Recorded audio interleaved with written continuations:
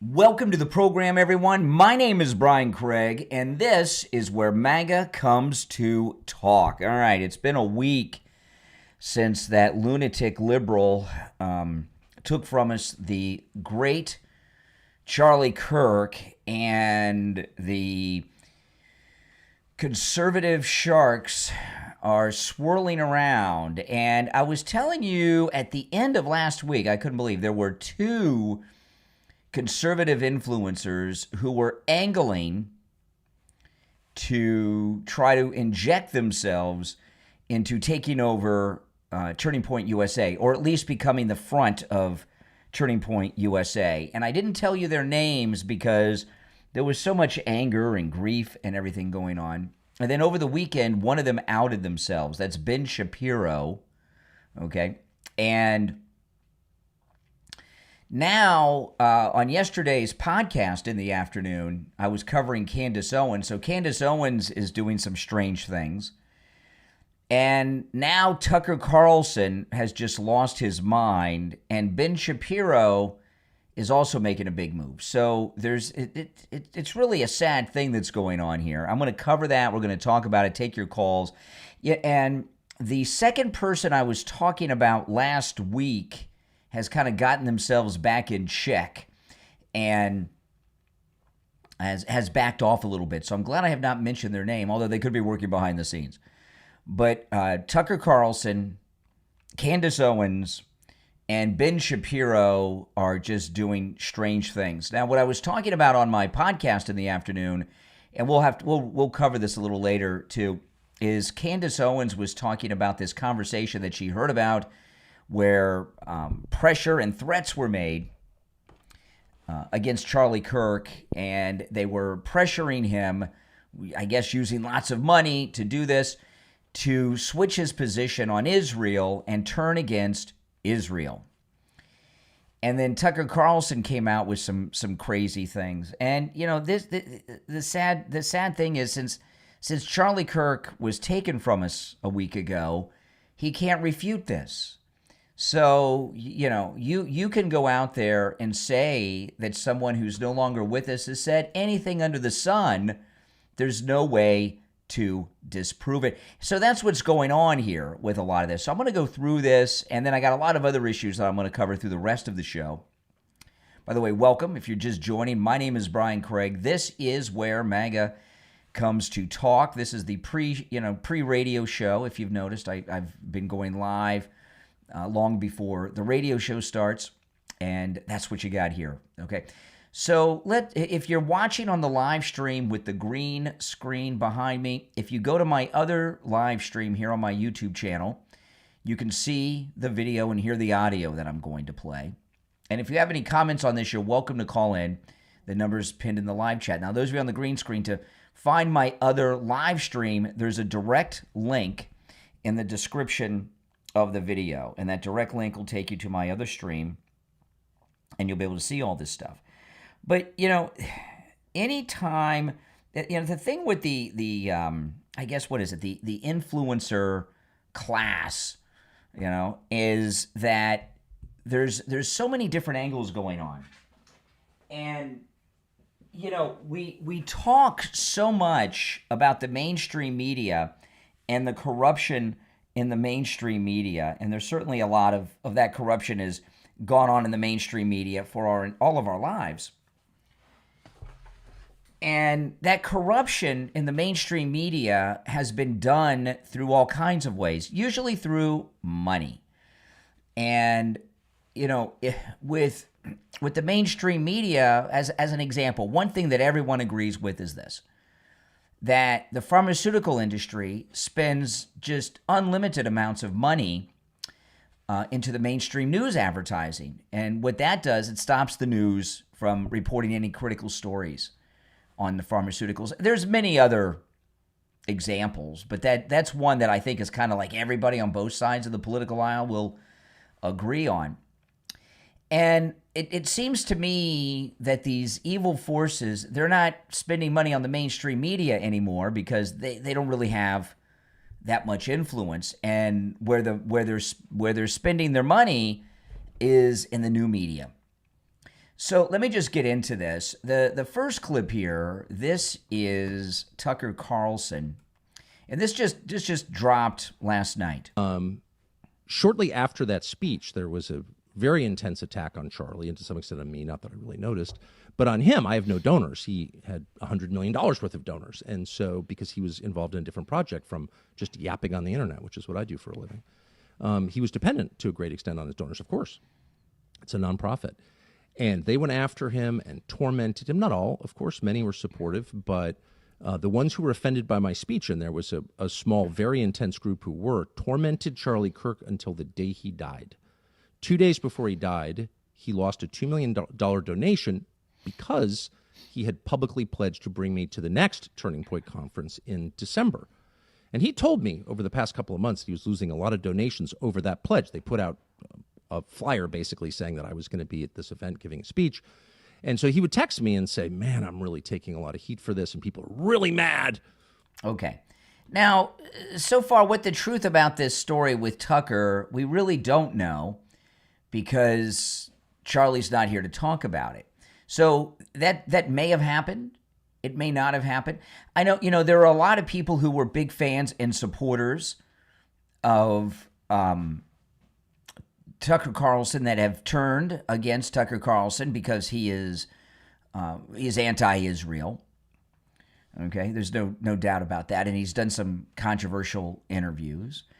So far as this donor story, it's possible that somebody could not donate a big donation because of Tucker Carlson. A lot of people don't want anything to do with Tucker now. But then again, it's also possible that Charlie Kirk, if the story's true, it's also possible that Charlie Kirk was just buttering up Tucker Carlson. People that, I've known so many people like this. It's so crazy in my career. There's so many people that are in media that their very definition of their worth as a media person is by how many people hate them, right? And there's a common thing with media people that the more people that hate you, the more credible what you're doing is. You're saying things, you're reporting things, you're breaking things, you're discussing things that people don't want you to hear, so they hate you, or worse, right? And that's a common thread. So if the story is true that Charlie Kirk told that to Tucker, it could be one. It could be 100% true, and I could see that happening. It could be Charlie Kirk buttering him up. Hey, when people go to these events, it's part of the speaking circuit. Going to these events, it costs money. It's expensive to get tickets oftentimes. And the speakers are paid quite a bit. And there's a big living that's made off of people. And Charlie Kirk could have very well been involved in a negotiation with Tucker Carlson on his speaking fees and benefits, and saying, well, hey, listen, I know what your usual speaking fee is. I can't afford that because I just lost this $2 million donor who's not donating $2 million because I've invited you to speak. I could see that. Charlie Kirk was a businessman. I could see that happening. And by the way, I could see that being true and then him using that as a way to keep Tucker, whatever fees that he's paid to go to these things, down. That's a big possibility. These are the kind of things that happen. And there's another possibility that Tucker's making the whole thing up. We don't know, and we'll never know for sure because Charlie Kirk was taken from us last week, so we don't have him here to talk about it. But so then Tucker goes on and shares this. Benjamin Netanyahu is not the same as the nation of Israel at all. Bibi is despised by many people in Israel, and if you know people who live there, you know that that's true. There are huge divisions within the Israeli government. I mean, there are certain parts of the intel world in Israel that do not support some things that Benjamin Netanyahu has done recently. So it's not the same as attacking Israel, attacking Bibi, but I don't think I've ever seen anything lower than his attempt to hijack Charlie's memory and use it for his own political ends, particularly because what he said was completely untrue. Charlie didn't hate Jews. He loved Jews. He had tons of friends who were Jews. He loved the state of Israel. He loved going there. He did not like Bibi Netanyahu, and he said that to me many times, and he said it to people around him many times. He felt that Bibi Netanyahu was a very destructive force. He was appalled by what was happening in Gaza. He was, above all, resentful that he believed Netanyahu was using the United States to prosecute his wars for the benefit of his country, and that it was shameful and embarrassing and bad for the United States, and he resented it. Didn't hate Netanyahu. He wasn't out there with a placard saying that, but he certainly expressed that to me and a lot of other people. And there's no question that Bibi's defenders on the internet will call me a liar or a kook, but that's a fact. And enough text messages exist that I think it can probably be verified in pretty short order. Not that it needs to be, because that is true. Shortly after that speech, there was a... Okay, there you go. Now, those of you that are watching on the live stream with the green behind me, to hear and see the audio and video that I'm playing, you have to hop on to my main stream, where the main stream and the main chat are. And there's a direct link in the description of the video to that stream. Those of you watching that see the green behind me, so you can see and hear all this video I'm sharing. Okay, now this thing about text messages, this is something that Candace Owens was talking about in a very bold kind of threat yesterday, which I'll play in a bit. I do not like people keeping and sharing text messages. I find it to be a violation. I've had people do it with me. And, when I text, I'm not big in the texting, okay? I have this kind of rule that I live by, that if I wrote a book of rules, this would be right at the top. Don't put anything in writing. And if any of you out there are a friend of mine and you have my cell number and we text, you'll notice my texts are 1 or 2 word answers. And a lot of times people that I've been friends with all my life, they'll think I'm being rude because I'm so short in my text. I just don't put anything in writing, and people keep text. And the reason that I don't put things in writing and keep things short, because when something's written, context can be lost. And what's written can be put in other ways. And, and I consider all text messages to be private, and to share private correspondence, I just find to be a violation. It's very nasty and rude. And, I don't like it. And I don't like people who do that or threaten to do that either. I just don't like that at all. And that's just me. It's not that I'm texting anything inappropriate. I wouldn't put anything in a text that I wouldn't say out loud. Now, if I'm talking with on the air, you might find my text kind of boring and my conversations boring, like anybody else's regular day-to-day conversations. But I delete text that people send me. I regularly do that, even on my devices, because like I have an iPhone, so things get copied on my other devices. I go through my Mac and my iMac and delete text messages all the time, because I just don't think it's right to keep them. So Tucker Carlson and Candace Owens have both said in the last 24 hours that they have text messages that they can show to prove everything they're saying is true. I wouldn't, even if the text messages said that, I wouldn't buy it for a number of reasons. One, screenshots of text can be, that they were to show, may not be real. We don't know. And you don't know for sure unless you have both sides. Things can be fabricated in this day and age. And I know a lot of people have speculated, and we don't know this to be true, but because of these anti-Israel Israeli positions Candace Owens and Tucker have taken, a lot of people have said that they believe that they're getting paid by Qatar or some others in the Muslim world to do these things. Maybe that's true. I don't know. But what I find interesting is that within just a few hours of each other, Tucker Carlson and Candace Owens are saying pretty much the same thing. And they're both talking about having text messages that can prove everything. And the context is key here. As I told you, I met Tucker briefly at a Turning Point event. I'm sure he doesn't remember me. That Charlie Kirk had invited me to. The one in Palm Beach was about 2 years ago. And I still have the media pass somewhere to that. I have my media pass. I don't know why I put that up somewhere. I'm not sure where I put the media pass to my Turning Point with it. And Tucker was very popular there, and a lot of people like to hear Tucker. And it's so possible that Charlie Kirk told Tucker Carlson what Tucker Carlson wanted to hear to butter him up, to get him at his events, and to get him there at an affordable price. Okay, some of these conservative influencers on the speaking circuit, they get paid boatloads of money. It's like big money. It's like a lot of comedians do the corporate circuit. There's big money in that. And they all have fees, and they're different fees, and they all get, and some of them, the amounts of money they get are astounding. So, it would not surprise me if Charlie was telling Tucker these things as a negotiating tactic. We'll never know. I mean, we'll never know because Charlie was taken from us, and he's not here. But there's these moves of people to inject themselves into this. Now, that's Tucker. And then now one of the two people that I was telling you about last week that is moving to try to inject themselves to try to take over Turning Point USA, one of those two was Ben Shapiro. And I didn't tell you the names until Ben Shapiro outed himself over the weekend. I'm going to play a couple clips of Ben Shapiro. He's made two moves.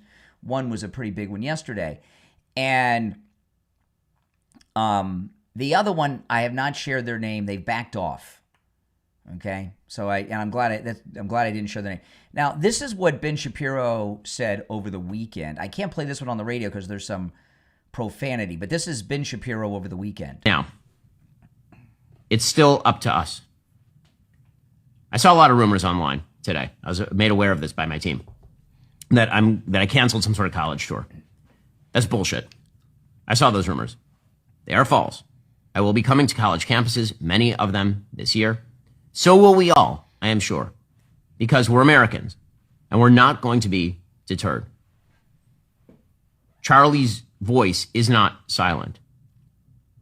We're going to pick up that bloodstained microphone where Charlie left it. And to those who would intimidate, who would seek to stop us, who would seek to end free discussion, who believe that they have ownership over public spaces and can...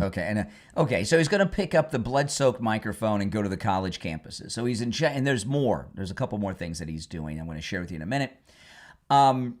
This is insane to me, and it's really low life. And you may guys remember Jesse Jackson. Maybe some of you are too young to remember Jesse Jackson, but he was a big race baiter, called himself a civil rights activist. And he did work for Martin Luther King, but he was a low-level guy. But after the assassination of Martin Luther King, he became a nationally known person after the assassination, Jesse Jackson, and he started a very big, financially successful race business. And he would go to companies and do shakedowns, threaten to stage boycotts and protest in front of them, accusing them of being racist unless they donated money to his Rainbow Push Coalition. And what Jesse Jackson did to get famous, because he was a low-level guy in the King operation. He's got like one picture of him with Martin Luther King, and he's used that to create a long career.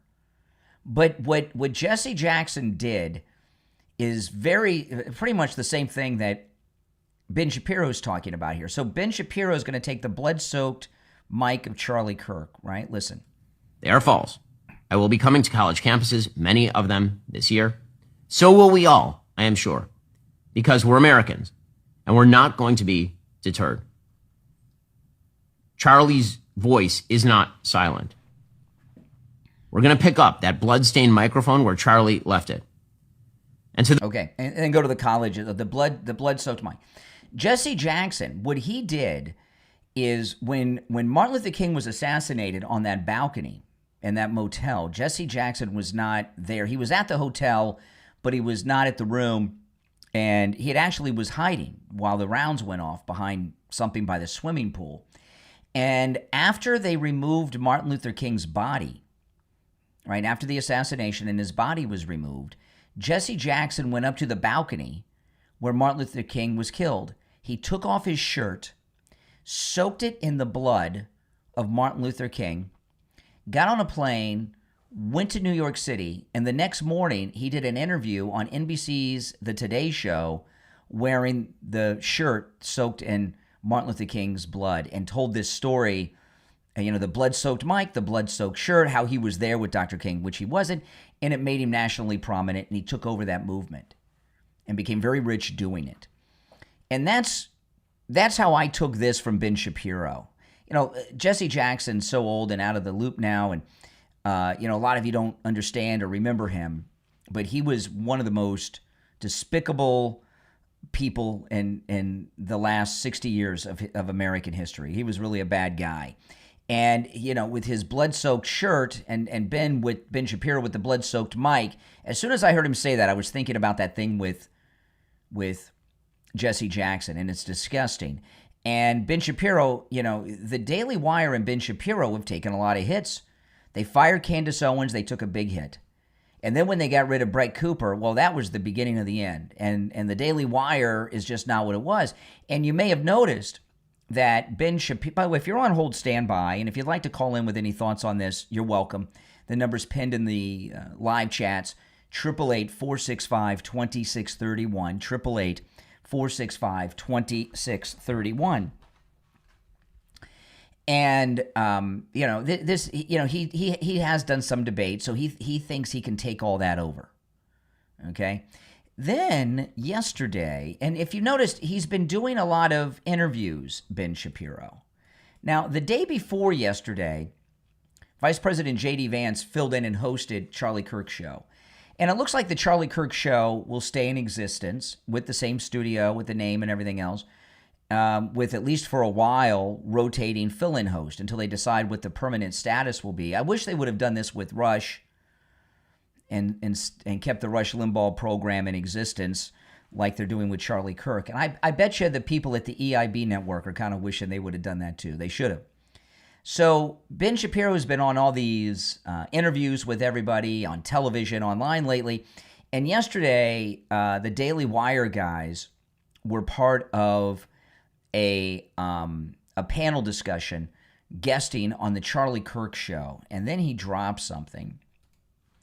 So this is Ben Shapiro, and he's got his Michael Knowles and his Walsh over there from the Daily Wire, and they're sitting there on the Charlie Kirk show yesterday. I know we at Daily Wire, we trust you at TPUSA. And I just want to say again, those of you that are watching on my live stream with the green behind me, if you go to my other stream, you can see and hear the video and the audio that I'm sharing.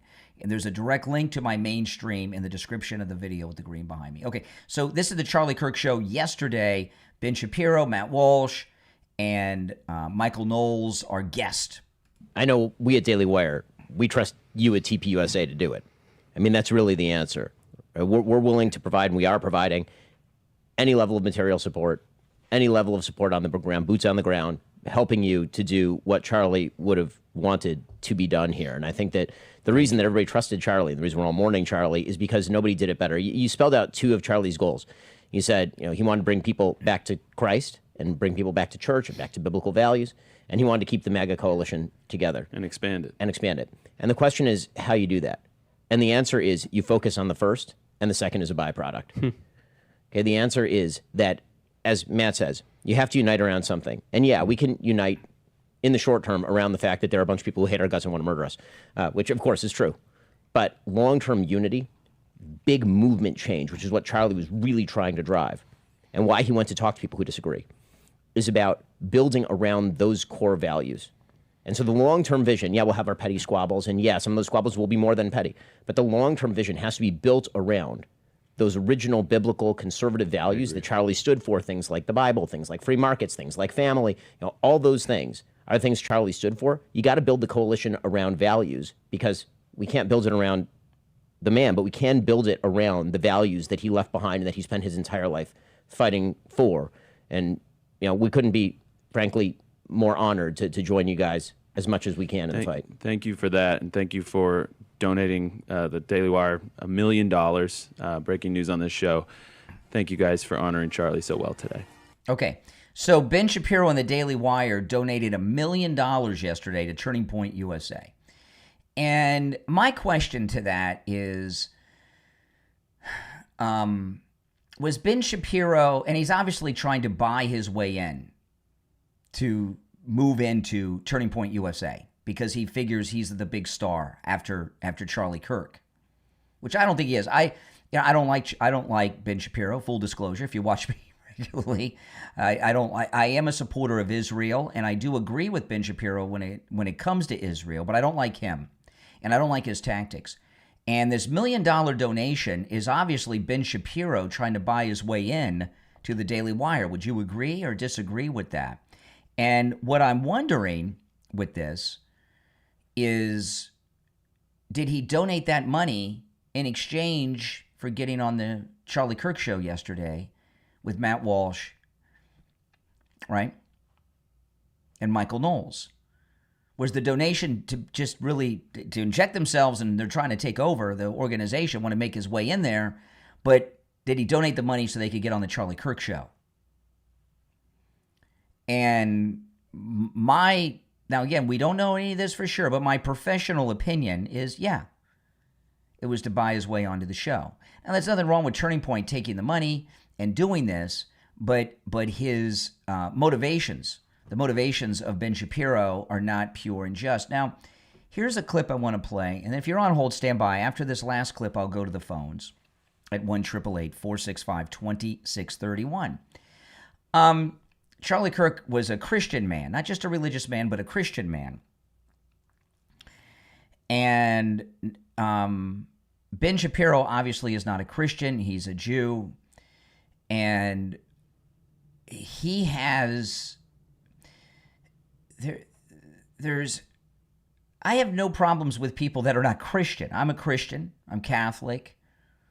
I've been a Christian my entire life, and it's a very important part of my life. I don't talk about it a lot, but it's a very important part of my life. But I talk often that I don't like atheists, and I don't associate with atheists because there's so many atheists out there, because atheists creep me out. But the other thing I don't associate with and that I don't care for are people that are Jesus deniers. That doesn't mean that I'm talking about people that aren't Christians, that don't believe in Jesus and Christianity. I'm talking about people who vocally go out there and go out of their way to deny Jesus. That's one of the things about Bill Maher. I made a whole movie about it many years ago. That's creepy to me, and I don't partake. This is a clip from the Joe Rogan show of Ben Shapiro talking about Jesus. And ask yourself this: would Charlie Kirk want this guy who says this about Jesus having a role at Turning Point USA? You know, from a Jewish point of view, where we don't believe in the divinity of Christ, I think that there you can make an argument that the Gospels, which were written, he was just a prophet. Significant? No. We don't even believe he was a prophet. What do you think he was? What do you guys think he was? What do I think he was historically? I think he was a Jew who tried to lead a revolt against the Romans and got killed for his trouble, just like a lot of other Jews at that time who were crucified for trying to lead revolts against the Roman and got killed for their trouble. So he became legend in story, and it became a bigger and bigger deal as time went on. Yeah, he had a group of followers, and then that gradually grew, and then do you think he was resurrected? No, that's not a Jewish belief. Okay, I just want to check. Yeah, no, we're not into we're not into miracle stories. No, that's no? no. You don't have any miracles? No, not by Jesus. Right? No? They're ones in the Old Testament. Ones? Like, I can't join a church, I assume. I don't believe the things that people in the church believe. You probably could if you donate. You got to give the right amount of money. Well, I don't believe in the Jesus, so there's that. There's the that Jesus. Part. Yeah, that's not my thing, right? I mean, so that's okay. So would Charlie Kirk want someone who said that to millions of people about Jesus having any role at Turning Point USA? I say no. And I don't like that. I would not be laughing if I were Joe Rogan at that conversation. All right, let me take some calls. Our number, 888-465-2631. 888-465-2631. A couple quick reminders before I go to the calls. Those of you watching with the green screen behind me, if you want to see and hear the audio and video that I'm sharing, go to my main stream, where the main stream and chat are. It's right here on my YouTube channel. There's a direct link in the description of the video with the green screen behind me.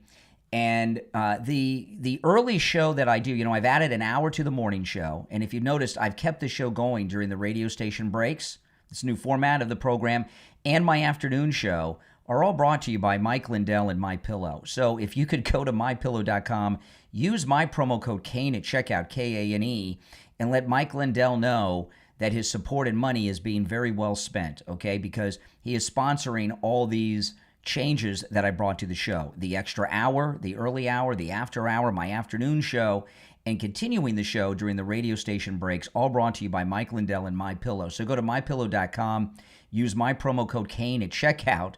So you're letting, every time you do that with my promo code Kane, you're going to get great products, great deals, but you're also letting Mike Lindell know that his support of my program and all of my content is money well spent. So that's greatly appreciated. MyPillow.com, promo code Kane, Kane. All right, let's go.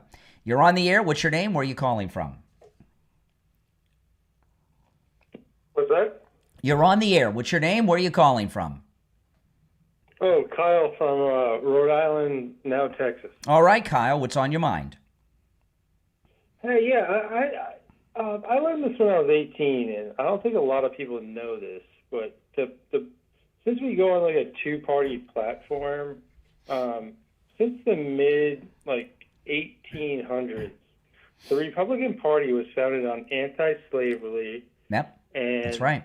Was the party of Abe Lincoln. Correct. It still is. Union. It And still after is. the Civil War, the Republican Party reconstructed the civil rights for enslaved people and earned them the loyalty of the black votes for many decades. Yep. At the same time, the Democratic Party was the party of the South. Correct.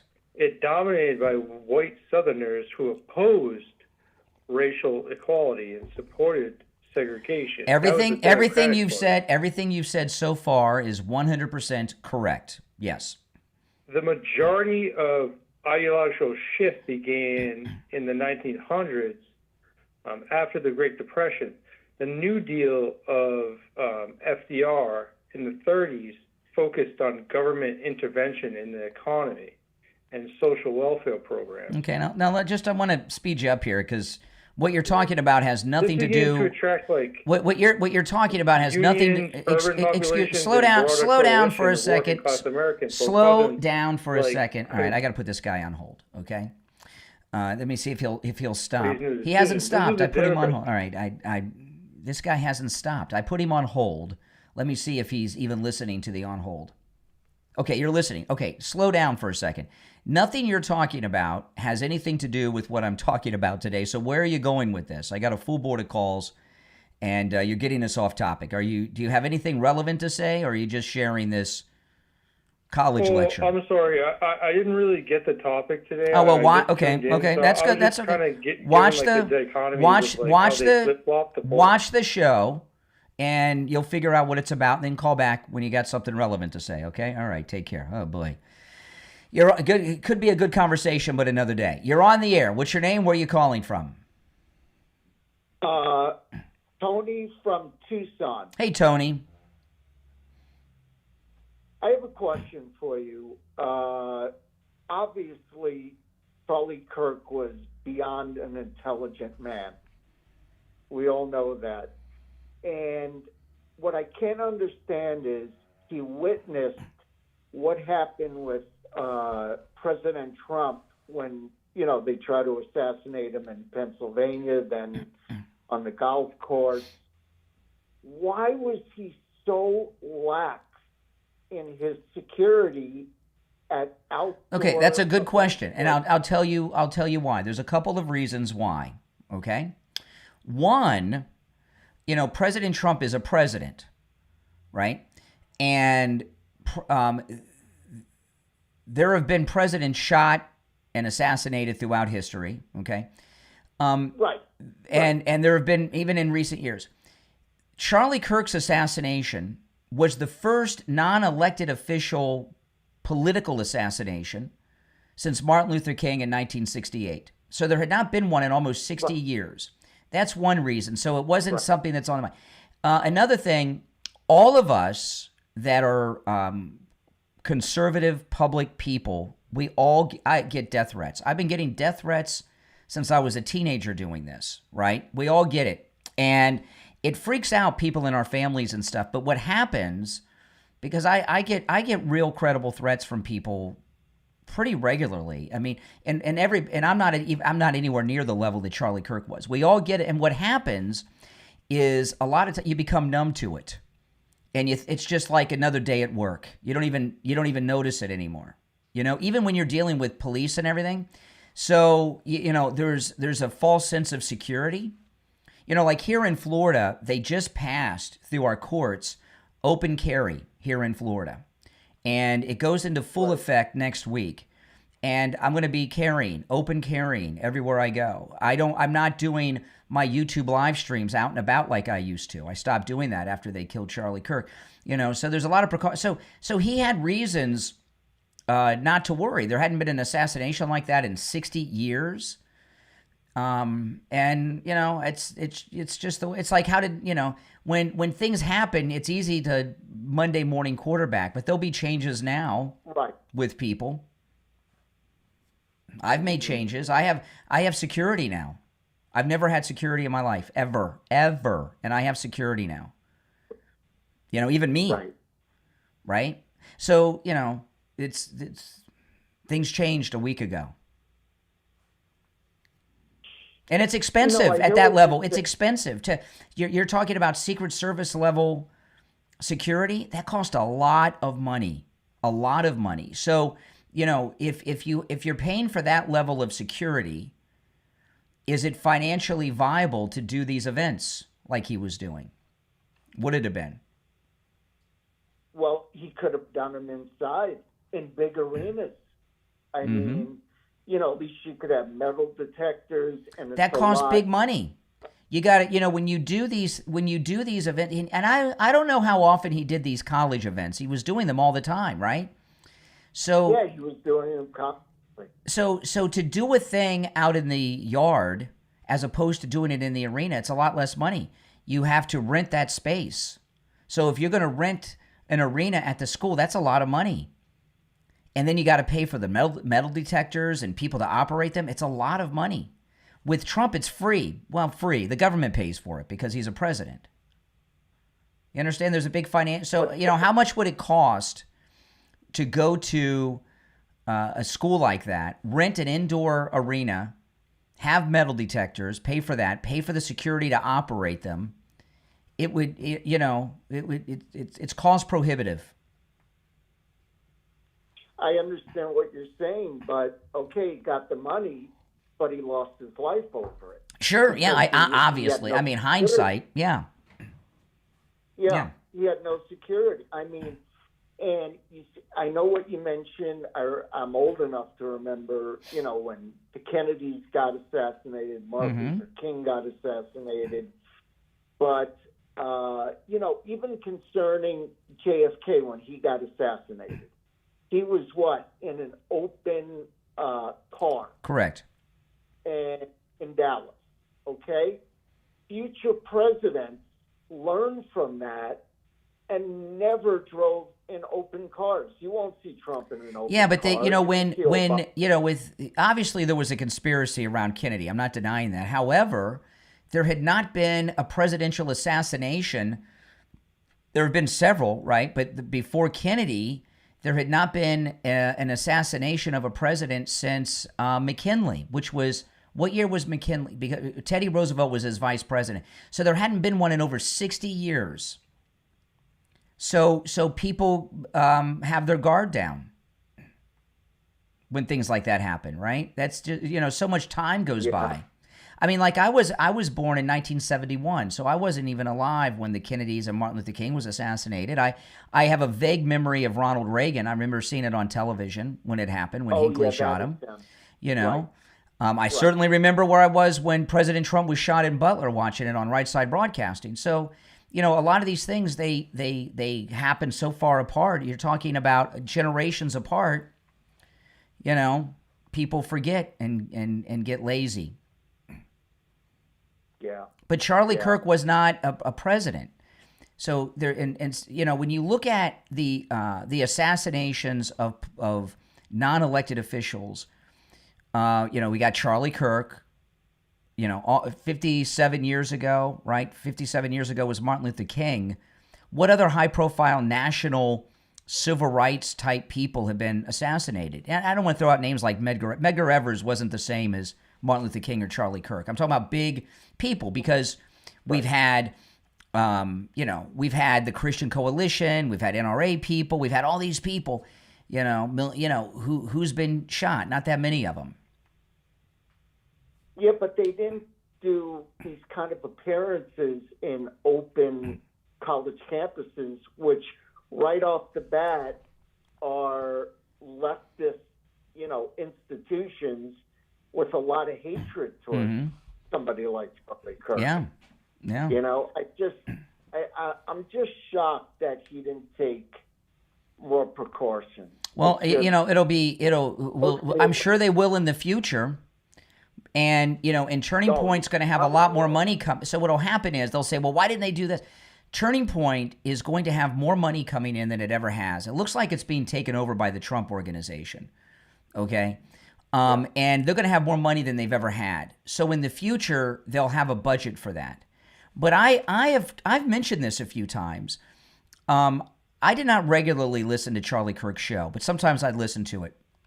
And in the few times I don't listen to a lot of other shows because I don't want to be influenced by other shows, what they're talking about on what I do, right? That's, it seemed, Rush did the same thing. I learned that from Rush. And, but I did hear him on more than one occasion openly say on the show, oh man, I got a payroll's coming. I heard his struggles with finances on the air more than once. And Turning Point was funded by donations. And we're not in an election year yet. And political donations slow down out of election years. So, I don't think they had a big operating budget, but they had a high overhead. They got a national organization. Right. Those events that they put on, those are ticketed events and those cost money and everything else. But they have these speakers, and a lot of these speakers, they got to pay big speaking fees too. President Trump said they had a $200 million annual operating budget, but what was the overhead? That stuff you're talking about costs so much money. Yeah. All right. Well, listen, appreciate the call. All right. Thanks a lot. All right. Take care. We're going to be switching over to the radio soon, but we'll take some more. You're on the air. What's your name? Where are you calling from? You're on the air. What's your name? Where are you calling from? I prefer actually not to reveal my name. Not that anybody would know by a first name, but that's okay. Yeah, you're on the air. Yes, you're on the air. Not that anybody would know. Turn down the volume of whatever your device you're listening to me on in the background. Okay, well, this is the first time I'm actually on any conservative, I should say a conservative, cool, any YouTuber. Cool. And I find it interesting to, I don't know. What do you mean? Learn more about each other. Well, I hope the show's interesting. Well, I'm not exactly sure about that. If you want me to be frank, I don't really want to lead the conversation. I would rather. No, the host of a show leads the conversation. The host of the show leads a conversation. That's called hosting. But what's on your mind? You called me. What do you want to? I got a lot of topics out there. What's on your mind? Okay, well, I did think it was actually interesting that you were born in 1971, which means that in 1981 you were born. Or, I mean, you were 10. You became politically aware exactly when? I can remember just in a blur watching the presidential debate between Jimmy Carter and Gerald Ford when I was a little kid. Mm-hmm. So I can remember that. And even though I was really young, I can remember the withdrawal from the fall of Saigon because my dad was a Vietnam veteran, and I remember them talking about it. So I guess pretty much my whole life. I find it interesting that you became politically aware when you were, I guess, when Reagan was in office. And okay, so that was one thing I wanted to say. Because born in 2000, people have different experiences, and due to different time frames, different experiences. Because inarguably, while my parents would think that, people, and my mom was born in the 1960s, she claims to think that everybody has the same experience, and I would disagree. Well, everybody's experience is different. I mean, but I mean, so what do you think? Something's on your mind. You're taking issue with something about me that I've said or something. I guess you're dancing around to something, but I've only got a little bit of time left because I'm getting ready to do a switch over to the radio station. So Okay. I got about 30 seconds with you. Why do you advocate for unquestionable law and order, but you quickly excuse January 6th rioters? I don't mean who... I'm not excusing disobeying the law, and I don't know, when you talk about January 6th rioters, there were not rioters on... Those were, yes, absolutely, and those were not riots. But you know what? I'm gonna stand by. I'm gonna open the show in 30 seconds on the radio, and I'm going to go to you, okay? So just stand by. I got to do an open in just a few seconds, and then I'm going to go to you, okay? We'll start over. All right, stand by, okay?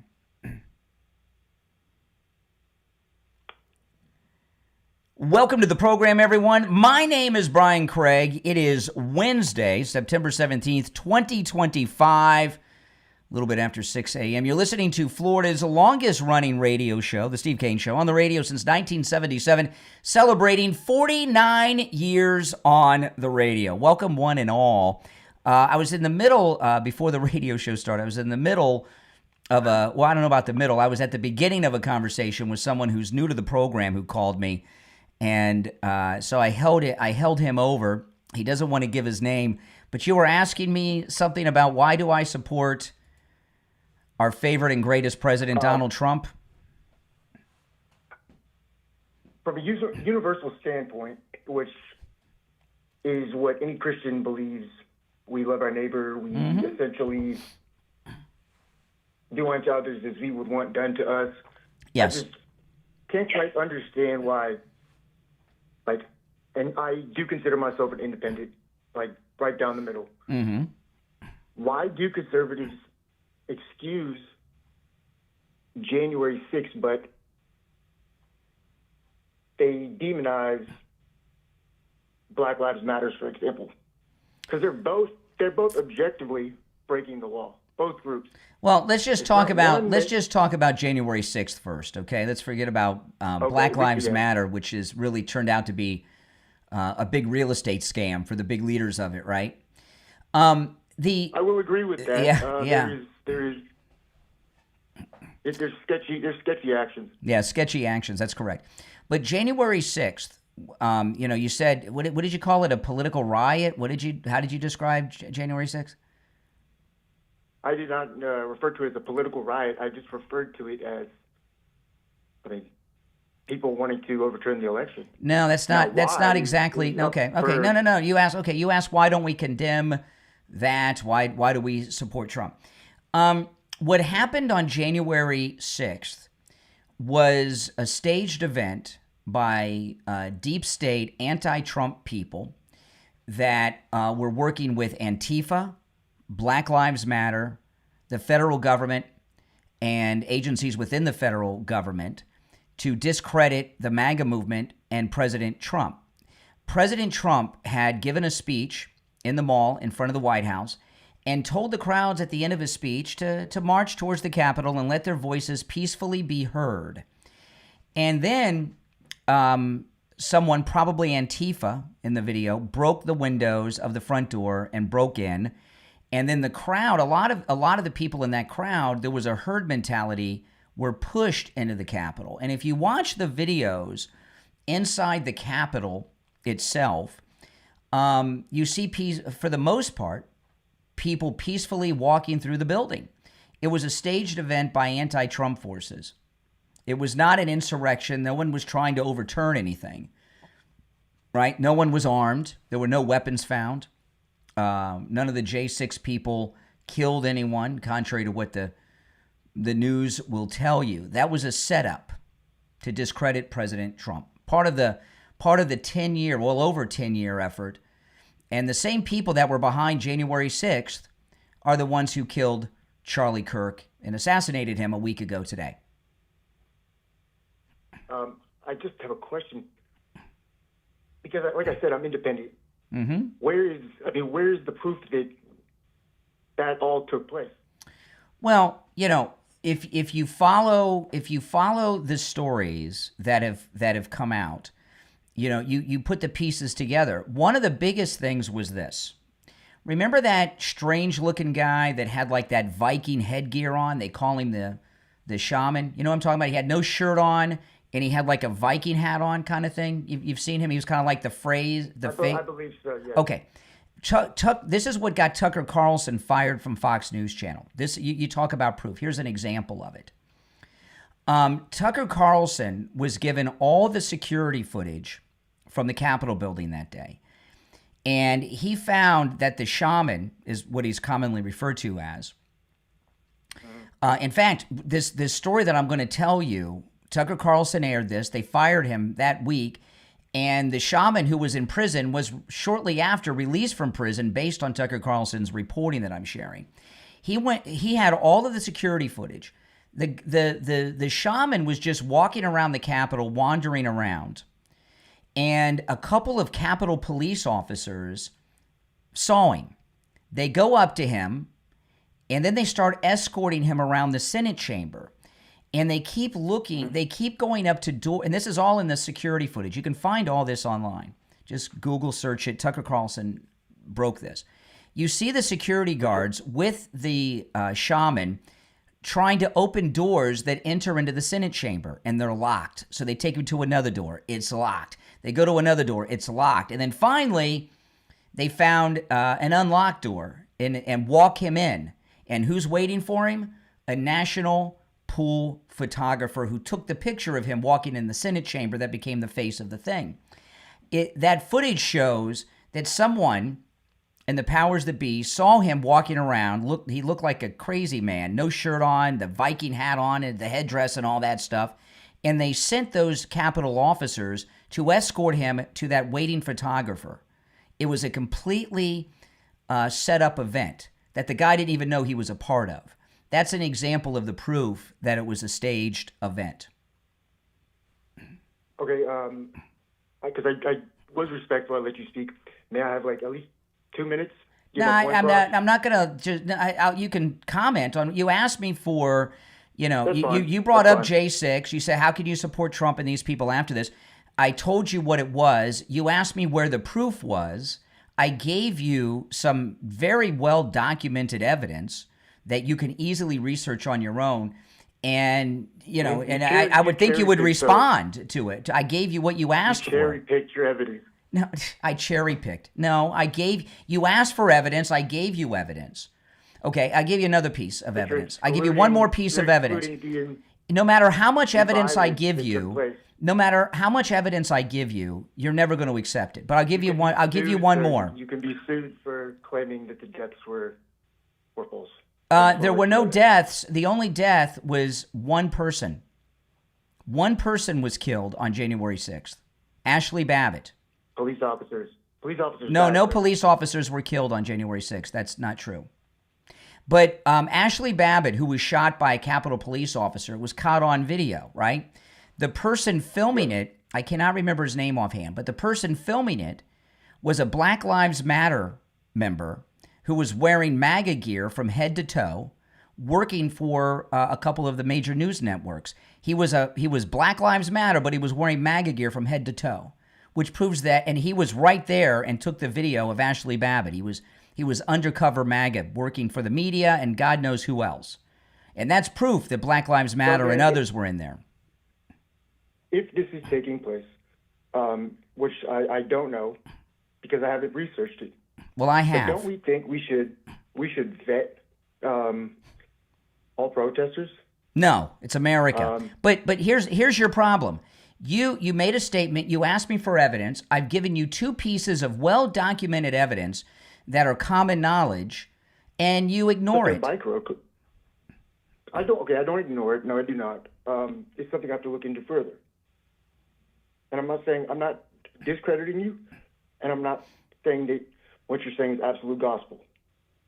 It's something that I have to look into critically, and I'll call again. You're probably tired of talking to me, but let's treat it as a intellectual exercise, and maybe you give me some more time to talk. Well, listen, I've been talking to you for quite a while, so and I'm up against a break. But call me again sometime. It's one call per show. You're new, welcome. All right? Well, and I look forward to talking to you again. I mean, no matter how much evidence you give a guy like that, he's never going to accept it. He doesn't want evidence. What he wants is someone to tell him something that fulfills what he wants to believe. And the two examples I gave are very well documented, and anyone who's informed and educated on the issue is very well aware of what I just said. Now, I want to talk to you guys about Mike Lindell and MyPillow. And this is an important thing. You guys know I have greatly expanded the show in the last month. I've added an hour to the show, okay, to the morning show. I start an hour, I start before the show, and I continue after we end at 9. And I also have added an afternoon show, which I've been doing, a live afternoon show that's just like this, taking the calls. All that is sponsored and brought to you by Mike Lindell and MyPillow. So, and I didn't announce this until yesterday because the extra hour in the mornings and then the afternoon show is a big increase in my workload, and I wanted to make sure that I could handle the workload every day, and I've been doing it for about a month now. So I just announced this on yesterday's program. All of that is sponsored by Mike Lindell and MyPillow. So go to MyPillow.com, use our promo code KANE at checkout, K-A-N-E, and let Mike Lindell know that his money is well spent. That's number one. But also get some incredible deals. You can use our promo code KANE on all the specials at MyPillow.com. And right now, the 3-in-1 sale is going on, and this is an incredible sale. Get this. You can get the MyPillow sheets for just $29.88, any size, any color, even the kings, which means all the way up to king, split king, California king. Those are normally $119.98, but with our promo code KANE at checkout, just $29.88. The MyPillow 6-piece towel sets are back in stock. They were out of stock for quite some time. With our promo code KANE, K-A-N-E, at checkout at MyPillow.com, just $39.98. And for a very limited time, the third part of the 3-in-1 sale is the premium MyPillow that has the Giza cotton cover on it, the finest cotton in the world. I have these pillows. They are spectacular. You can get the queen for just $17.98 and the king just $19.98. That's with our promo code KANE at checkout, K-A-N-E. The free shipping offer is still in effect, so go to MyPillow.com, use our promo code KANE, and let Mike Lindell know that you support him and this program, all right? Promo code KANE, K-A-N-E, at checkout at MyPillow.com. We'll be right back. All right. Now, if you're on hold, stand by. The last caller. Now, those of you in the chat, the couple examples I gave are well documented, right? Well documented. They're easy to look up, and they are 100% true. And that's what got Tucker Carlson fired from Fox. When they gave Tucker all that footage, they never dreamed that he would be able to find anything. And then he found something, and it was on the first night. And all that footage is the property of Fox News, unfortunately. And on the first night, when you're doing, he was going to have an entire week of revealing things from the tape. And he only had to reveal that night because they cracked down on him. And at the end of the week was his last show. And when you're doing something like that, the way you pace it is on night one, you start with something big. You start with a big story, right? On night one. Not your biggest. You save that. But you start with something big to people like, wow. And then during the week, you build. And since it was a 5-day show, either Thursday or Friday, he would give the big reveal. He might have done it on Thursday and then Friday have a discussion of what he uncovered that week. So when he showed that instance with the Viking, the shaman, that was not his biggest reveal. That was just a big thing, but not the biggest. I've always wondered, where was he going with that? And unfortunately, the history of January 6th has been written by the liberal media, right? And they've crafted this narrative of crap that has become the historical record. And it's going to be, because they've done that, it's in the history books. I mean, it's like almost written in stone, their false fake news narrative of it. So for the rest of our lives, we are going to have to explain the things that happened on that day. For the rest of our lives. It's never going to end. They're always going to go to that. Now, keep in mind, even if what they allege was true and it's not, they have one incident with the right, a countless incidents of the left from the Civil War till Charlie Kirk's assassination a week ago, and they hold all the Republicans and MAGA accountable for one thing when they're killing our people, right? So that's that. If you're on hold, stand by. I will get to some calls after the break, but that is just something that I realized years ago. Oh, let me see what time we're coming back on the radio. Okay, we got about 90, a little less than 90 seconds. I realized a few years ago that for the rest of our lives, we're going to have to continue to explain January 6th because the liberal media have established as the historical record things that just are not true. It's unfortunate, but that's, hey, you know what? That's life, and we'll get through it. Now, if you're on hold, stand by. I'm gonna go to the phones when we get back, and I do have some other things I'm gonna get to. But you're welcome to call in about anything. We'll be back in just less than a minute. You can call in about anything I brought up so far, and I'm gonna queuing this up to move into in just a little bit. If you're new, make sure you subscribe. And those of you that are watching on the live stream with the green behind me, if you want to see and hear the audio and video that I play, hop over to my main stream where the main chat is. There's a direct link to that in the description of the video if you're watching on the green, with the green behind me, okay? And make sure you subscribe and all of that. Okay, 20 seconds, we'll be back, and I'll go to the phones.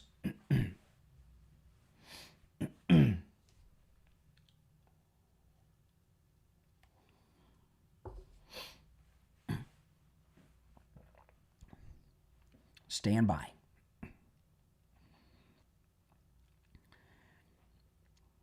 Welcome back, everyone. My name is Brian Craig. It is Wednesday, September 17th. You're listening to Florida's longest-running radio show, The Steve Kane Show. I'm going to go back to the phones.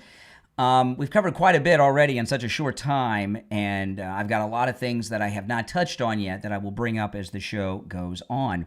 You're on the air. What's your name? Where are you calling from? Hey, Brian, this is Josh calling from Wisconsin. Josh in Wisconsin, what say you? So just to get back to what you were kind of opening up with the Candace and the Ben and the Tucker thing, you know, I kind of think that they're all just grieving right now. They're in a moment or in a state of shock, and they're all just rapidly speaking and ready to explode. And you think Ben Shapiro's grieving? No, he's trying to move in. Oh, you think so? I know so. It's obvious.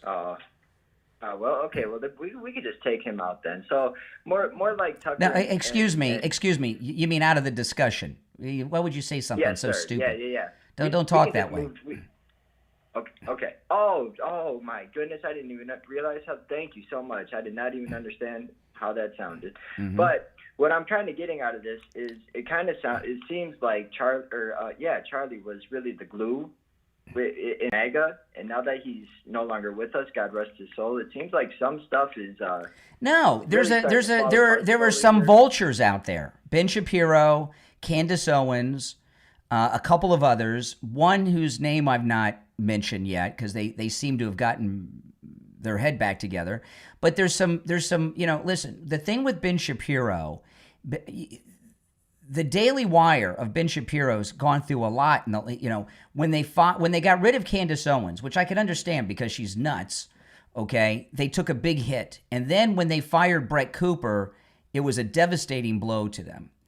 And Ben Shapiro is trying to inject himself in the taking over for Turning Point, the college debate, to become relevant again.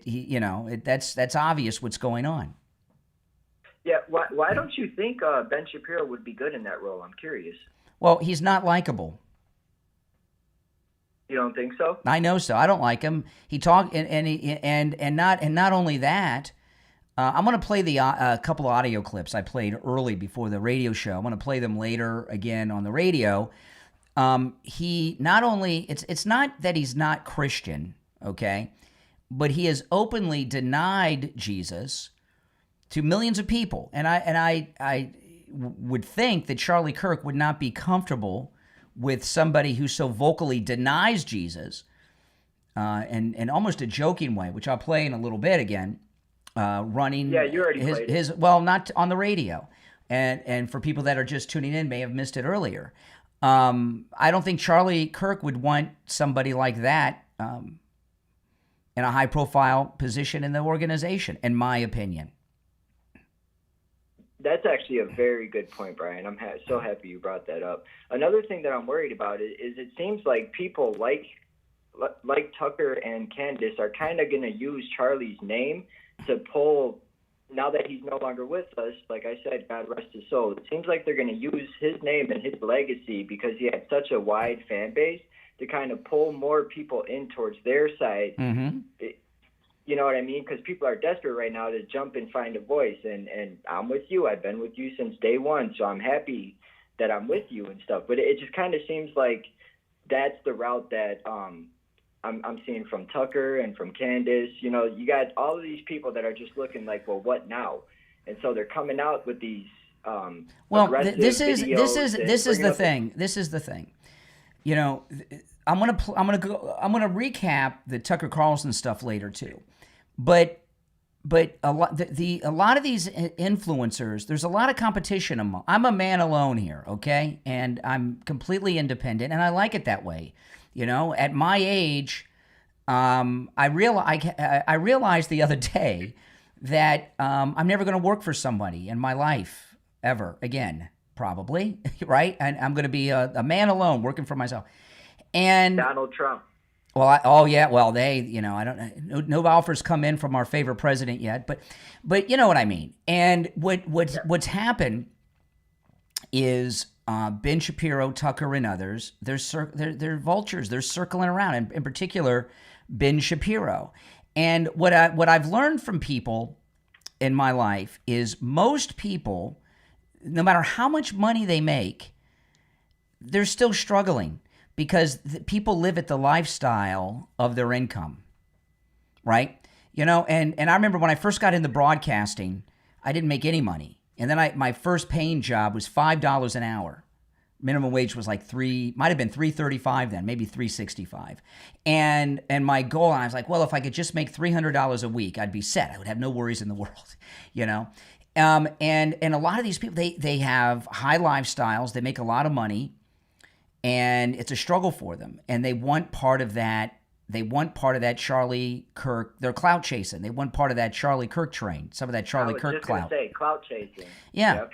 And Ben Shapiro yesterday donated $1 million. He was a guest on the Charlie Kirk show yesterday. He and the Daily Wire donated $1 million. Well, that donation I think was really to be a guest on the show. He did that to get on the show and get the publicity. Just to get on there. Yes, yeah, sir, with Matt Walsh and isn't that the guy's name with the beard? Matt Walsh on the Daily Wire. Is that his name? I forgot his name. I don't watch and Michael Knowles and Michael Knowles. And it was, you know, nothing wrong with the donation, the turning point, don't get me wrong, but he didn't do it out of the memory of Charlie Kirk. He did it to buy his way onto the show for the fame and for the attention. It wasn't a good faith donation. No, yeah. it was to get everyone talking about him, and he's trying to buy his way in to Turning Point. You know, it's obvious. Yeah.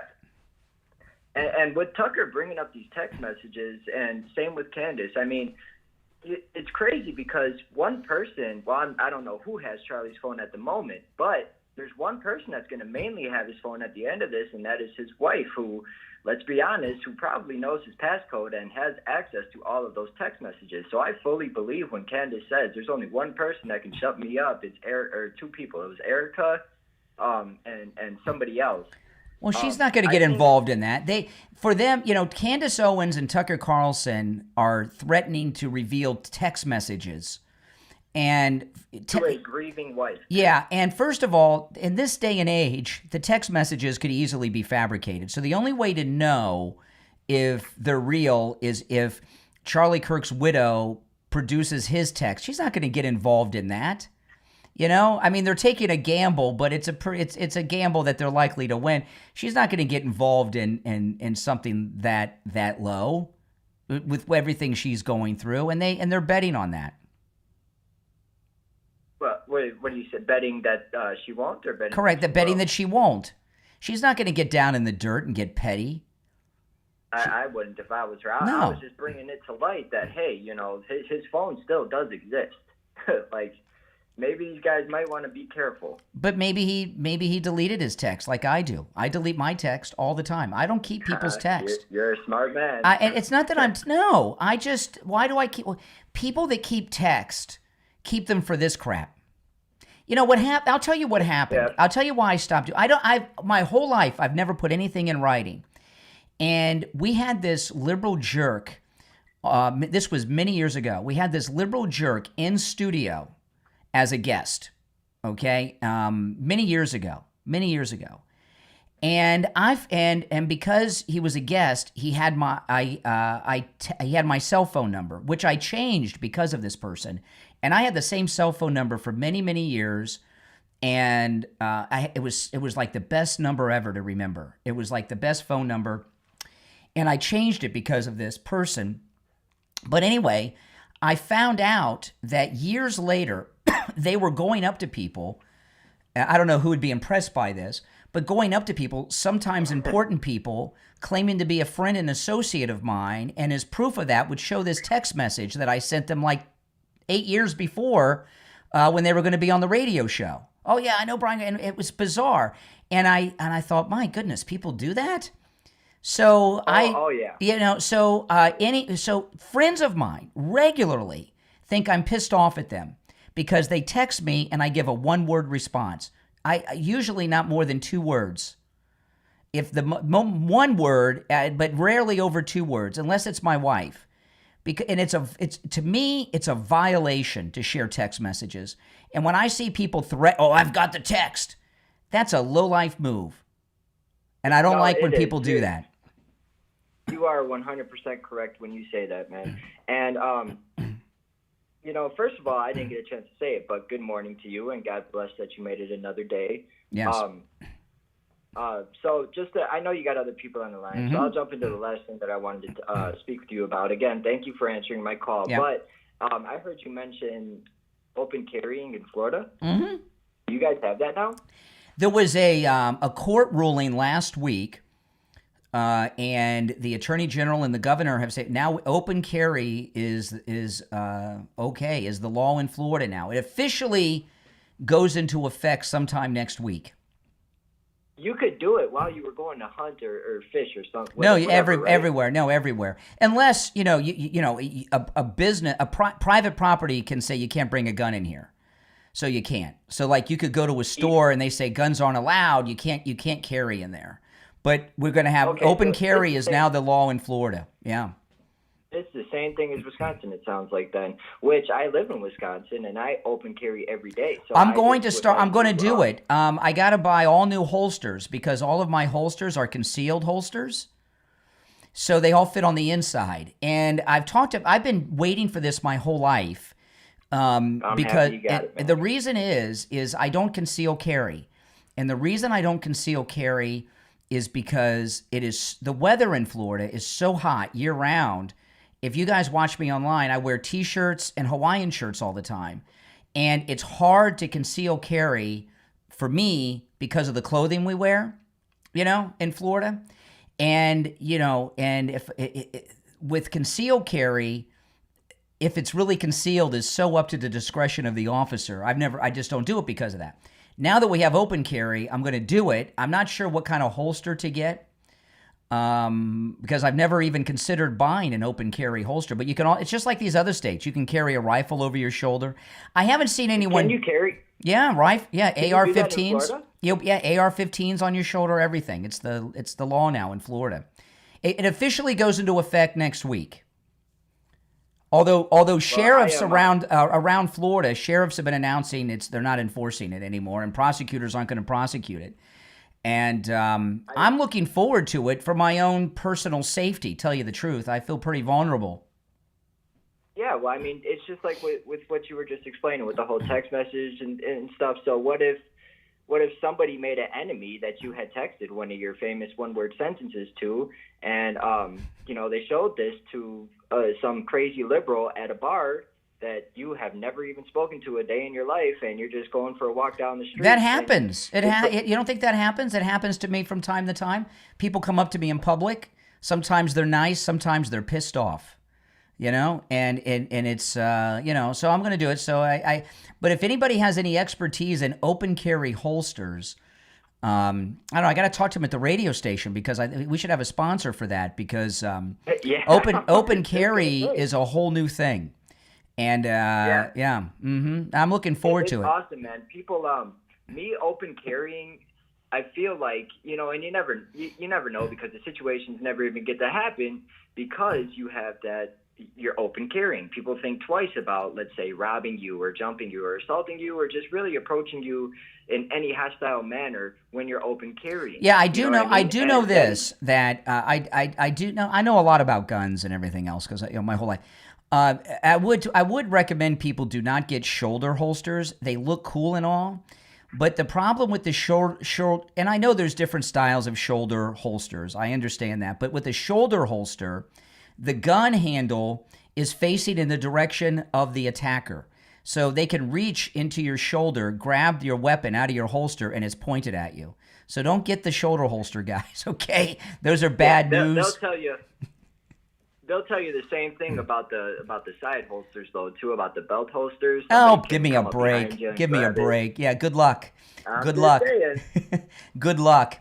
But don't get the shoulder holsters. But yeah, it's about time. And I haven't seen anybody do it yet, so I'm not going to start carrying until I start seeing other people do it. But it's very unfortunate that the left today, they'll speak so violently about guns and all the danger they bring and stuff. It's just very unfortunate that they won't preach more about the crimes that just a simple open carry would prevent. You know what I mean? Well, listen, Gabby. I was talking yesterday about the Gabby Gifford shooter. He shot a lot of people and killed several people. He was stopped by a guy in Arizona that had a gun. He wasn't there at the event. He was inside a store shopping in that center. He heard the shots, came out with his weapon, and stopped the guy. So there you go. All right, listen, I'm very late for the break. Thanks for the call. All right, take care. If you're on hold, stand by. It's the Steve Kane Show. I'm Brian Craig, back right after this. All right, I took that break really late, guys, but I'll take a call here during the break. You're on the air. What's your name? Where are you calling from? My name is Ralph. I'm in Biloxi, Mississippi. Hey, Ralph, what's on your mind? Okay, I wanted to correct you on some misinformation. There were two people that were killed on January the 6th. One was Roseanne Boyland. She was beat to death by a policewoman on the steps. Look it up. Okay, all right. Okay, I don't know why he's got all the attitude. Look it up. Okay, give me a hard time. You're on the air. What's your name? Where are you calling from? This is Greg from New York. Hey, Greg. What's on your mind? Got a question for you. How come if they can arrest and charge Tyler that quick with murder, how come with prima facie evidence good on its face, on mortgage applications, why isn't Letitia James and Shifty Schiff putting cuffs in a range right now? Well, those are all good questions. I mean, you're talking about the shooter, the assassin of Charlie Kirk versus these people? Right. I mean, we're talking about a capital murder case. I agree with you. I'd like to see some arrest. Okay. White collar crime, though, is a slower process than a violent crime, right? You got a lot of witnesses, a lot of evidence. I don't know about Schiff, but Letitia's in big trouble. And I would not be surprised if there's already sealed grand jury indictments against her. Would not be surprisrised. Pam Bondi has a bunch of grand juries going on right now. For them. Pam Bondi has a whole... Yeah, most of the work was done for them, dude. Mm-hmm. They had criminal referrals. Yeah. They had criminal referrals. Yeah. I mean, packets of paper Here you go. We did all the work for you. It's handed to you on a silver platter when they do that. It's like, okay, let's roll. Let's get this done. Because I think we've got to move faster. It just seems like it's crawling. I know everybody's complaining that the process is moving real slow. And believe me, I know. I did over 25 years in law enforcement, so I know how this stuff works. But, man, her stuff has been sitting on desk. I wouldn't assume that. Like Pam Bondi has grand juries all over the place, okay, and all over the country. And grand juries are secret. She very well could have already sealed indictments on a lot of these people. They just haven't released them yet for whatever reason because they're still working on other cases. I would not be surprised. And we may wake up one day. I hope that's the case. I know that that's possible. I agree with you. And if you look at President Trump, he's always praising Pam Bondi, and yesterday morning he went out of his way to praise Kash Patel. So as far as I'm concerned, they've got Trump's support. They're all right because he knows what's going on behind the scenes that we don't know. He knows what's going on behind the scenes. I hope we see something real soon. Well, hold on, let me finish.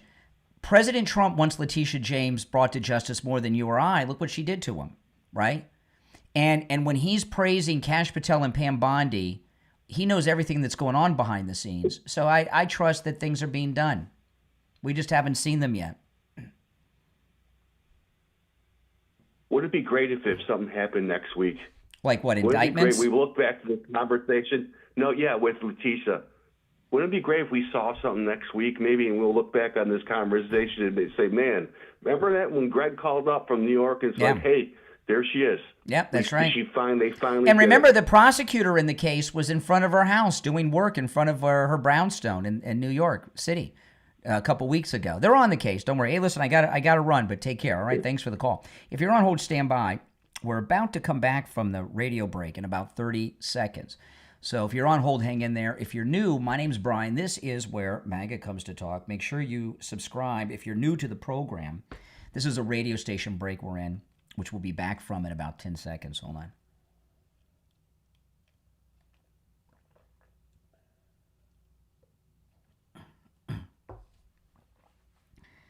Welcome back, everyone. And I want to apologize to the audience out there on the radio because I took that bottom of the hour break really late. So this is going to be a short segment to get us back on track. All right, let me take another call or two, and I got a whole bunch of new stuff to bring up. But let's take some calls. You're on the air. What's your name? Where are you calling from? Hello, I'd just like to ask now if you've had a change of heart. You're prepared to shoot a black Democrat no, all of a sudden no, because of the open carry? No. I don't know. What are you going to do with a gun? Someone walks up to you, starts threatening you, and well, why do you assume that I'm going to be threatened and victimized by a black person? Some kind of racist? That was your spiel. You're like, oh, can you imagine? They put me under the jail. If I shot a black Democrat listener, I'd be under the jail, buried alive. Well, they assassinated Charlie Kirk last week. Oh, so now all of a sudden, all the juries and all the Democrat slimy grand juries are going to be in the favor of conservative. It's dangerous. Listen, it's dangerous to be a conservative and outspoken these days. Look, I hope you're stuttering fellows that listen to you every day. I mean, you listen enough. You're quoting me. You're calling me. You're listening. I get in and out of the car and I scan. Get in and out. I know you scan everything. This is one of those radio accidents. I hope we're in a dangerous place in this world if people start taking gun advice from you. That's for sure. I'm not giving gun advice. Guy asked me a question about me. Yeah. I gave advice not to use the shoulder holster. You're going to take money and tell everybody all about open carry holsters. Nobody's giving me money to talk about open carry. Yeah, but you're trying to because you're always looking for some kind of angle to act something different than what you are. What? I'm trying to. You're always I'm acting looking. like a I'm. you act like a conservative. Yeah. But you've dumped every nickel that you've ever made into the hands of the enemy all these years. What are you talking about? Disney World mostly comes. I haven't been to mind. Disney World in over 3 years. Yeah, but you sure. In fact, not only have I not been to Disney World in about 3 years, the last time I went, I made a YouTube video about this, which I will, by the way, put in all my socials. They wouldn't let me in. I was denied entry to Walt Disney World. They wouldn't let me in. Security. Okay, the last time I went there, I went to Disney World to interview someone, and Disney World security, they would not allow me in and escorted me from the gate. I made a whole YouTube video about it, and I haven't been back. Okay, so I'm not irrational. Listen, I'm not irrational. So you say I give my money to the enemy? Every penny I've made, I give to the enemy. What are you talking about, psycho? Every Star Trek, every movie, you're always pitching this Netflix with Obama's Netflix and telling people to watch CNN. Can we stop watching CNN now, please? Why? Those are your friends. Can we stop watching CNN? No, those are your friends. You're a liberal. You're a liberal. Those are your friends. Yeah. So all your stuttering followers they're still watching CNN based on your instructions, or did you call them all? I'm not telling anybody to watch anything. What I do is, excuse me, I'm speaking. I have to watch and follow many different things so that I can do my job properly. I'm not some lunatic like you who's giggling in the background. Listen, I'm a rational. No, you're not. A rational person. You're a crazy man. You're a crazy man. You're a grown man. When you try to give instructions, not when you come out trying to give instructions about carry, about open carry versus concealed carry, which you never did, because can you imagine what they would do to me? They'd bury me under the jail if I was said this. I've said a couple of things. I didn't say no. I said this. If I'm attacked, like if somebody targets me, right? Like Charlie Kirk.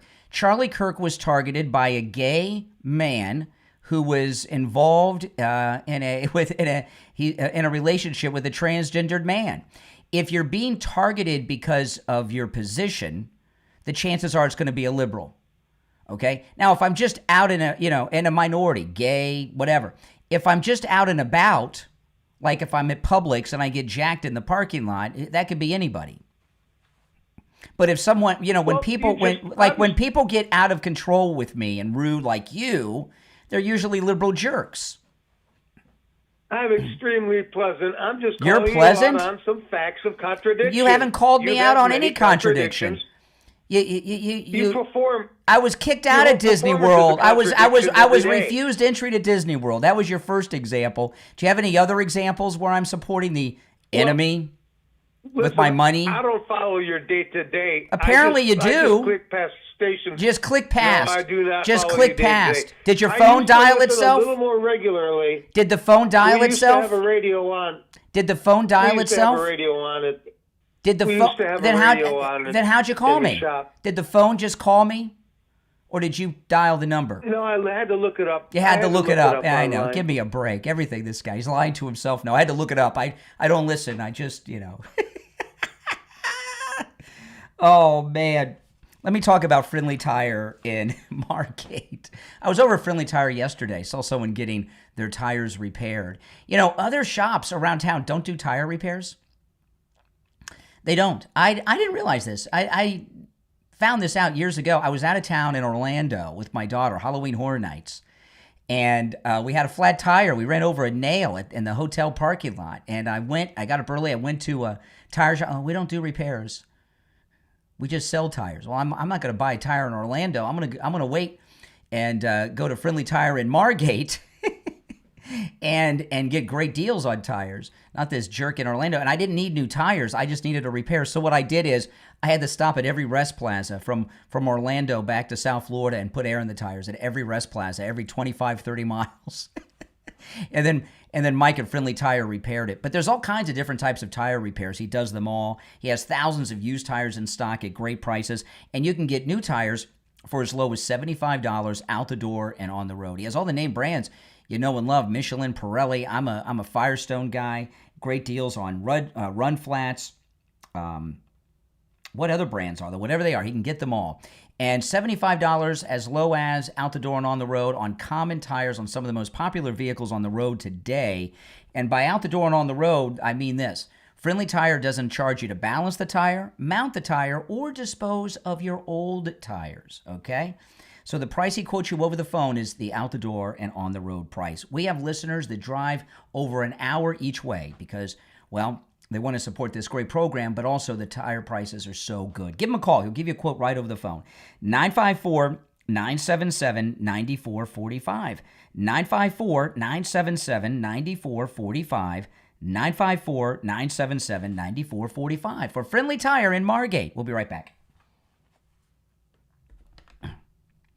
You're on the air. What's your name? Where are you calling from? Yeah, I'm Quinn from Alabama. Alabama, what's on your mind? I wanted to ask you, what you think about Trump and Epstein files? Not much. There was nothing there to think about. Not much to think about. You don't care about child trafficking? Absolutely. And he was arrested, stopped, and he's dead, Epstein. You know, but I know this, you know, when it comes to child trafficking, President Trump stopped more child and sex trafficking than any other individual who's ever lived when he shut down the southern border. Yeah, I get your talking point. That's not a talking point. That's a truth. You probably, you know, with your attitude, no, he was. With your attitude, you probably don't know what best friends are because I doubt you have very many friends with your pleasant personality. Well, I mean, you're resorting to insults when Jeffrey Epstein himself said that Trump was his best friend for 10 years. No, he did not say that. Who did he say that to? In fact, all the Epstein about 2 weeks ago, about 2 weeks ago, all the Epstein victims had a press conference in Washington.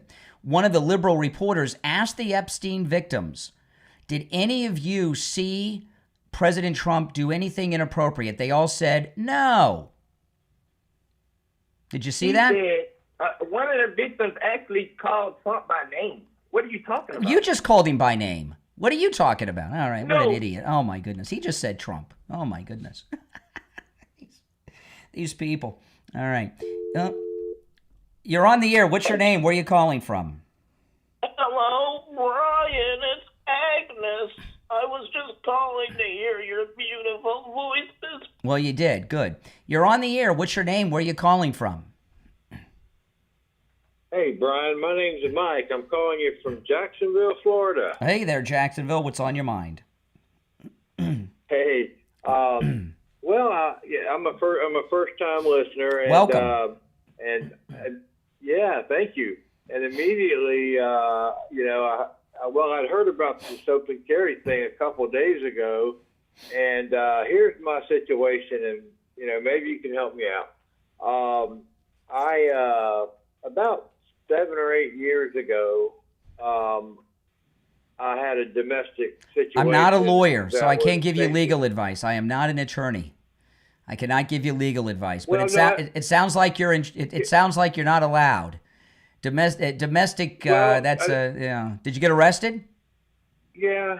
Got a conviction? Yeah, I didn't want. Yeah, I did. Is it a felony? It was a glorified shove. Is it a shoving? No, it was not. Misdemeanor, and it was a shoving match. Oh my God! Why would you shove a woman? Yeah. Well, because she shoved me in. And oh, she shoved you? Yeah. Well, I would say this: you should not own a gun. If you're a man who shoved a woman because she shoved you, you should not own a gun. But listen, I got to run. Thanks for the call. Welcome to the show. Oh my goodness. You guys agree with that? Just a run of winners here. Okay, we're coming back. About 10 seconds, we'll be back. If you're on hold, stand by.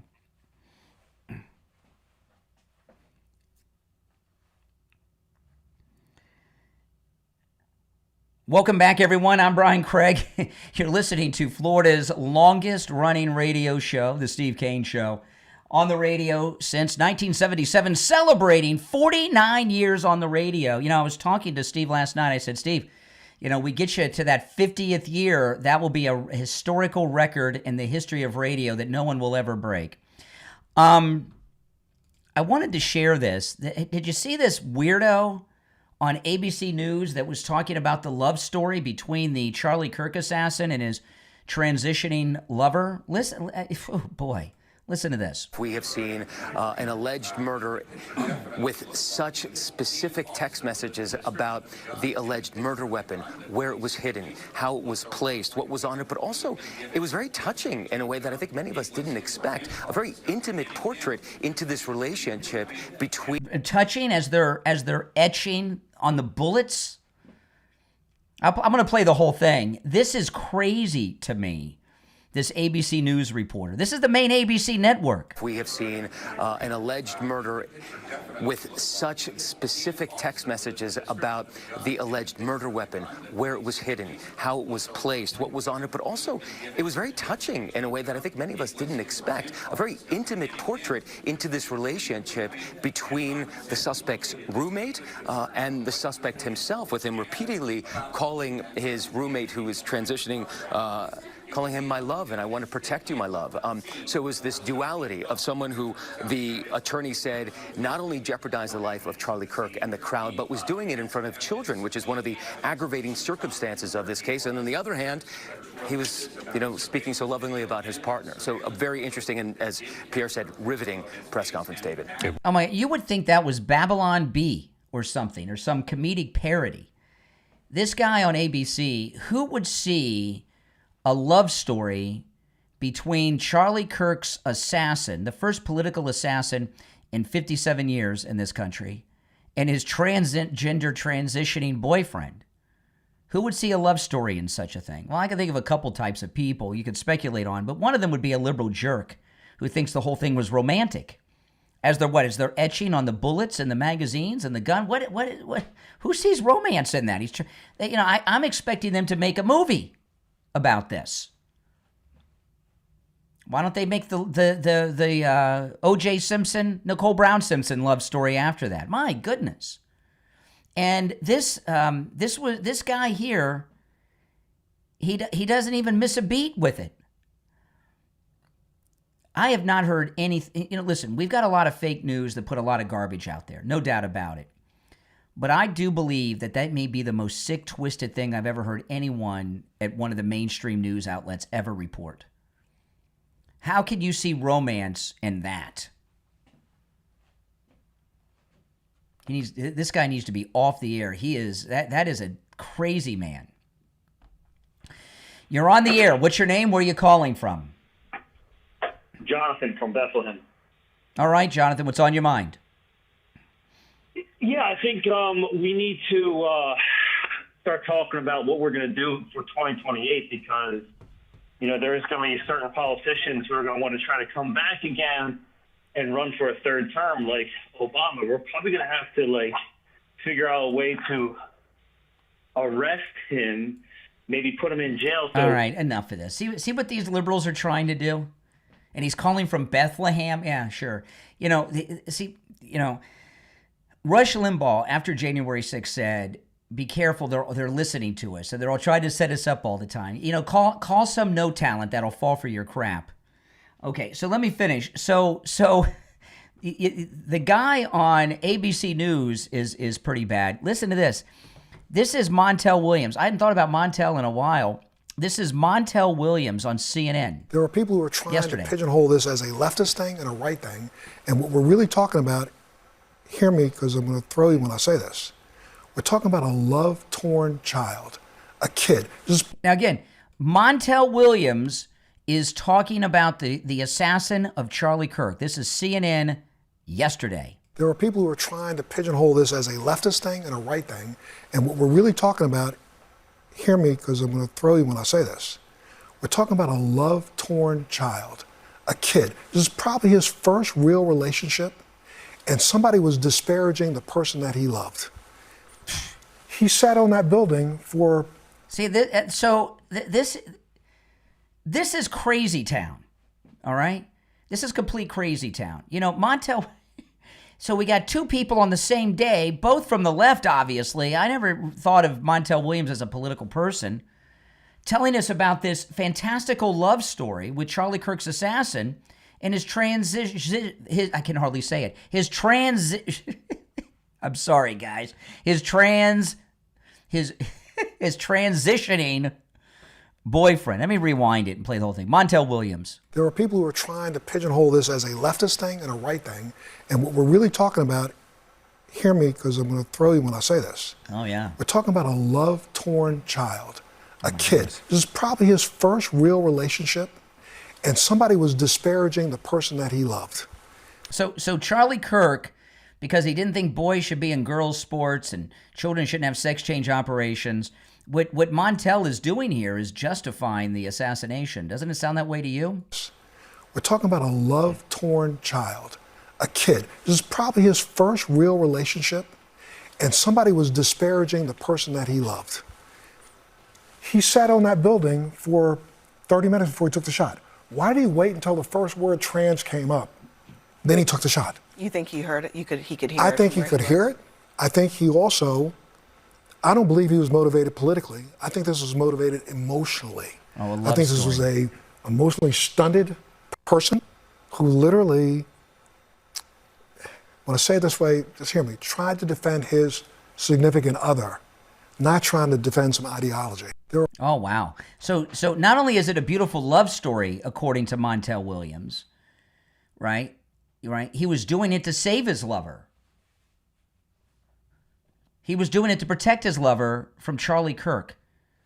I'm shocked at Montel Williams. I mean, I really, truly am.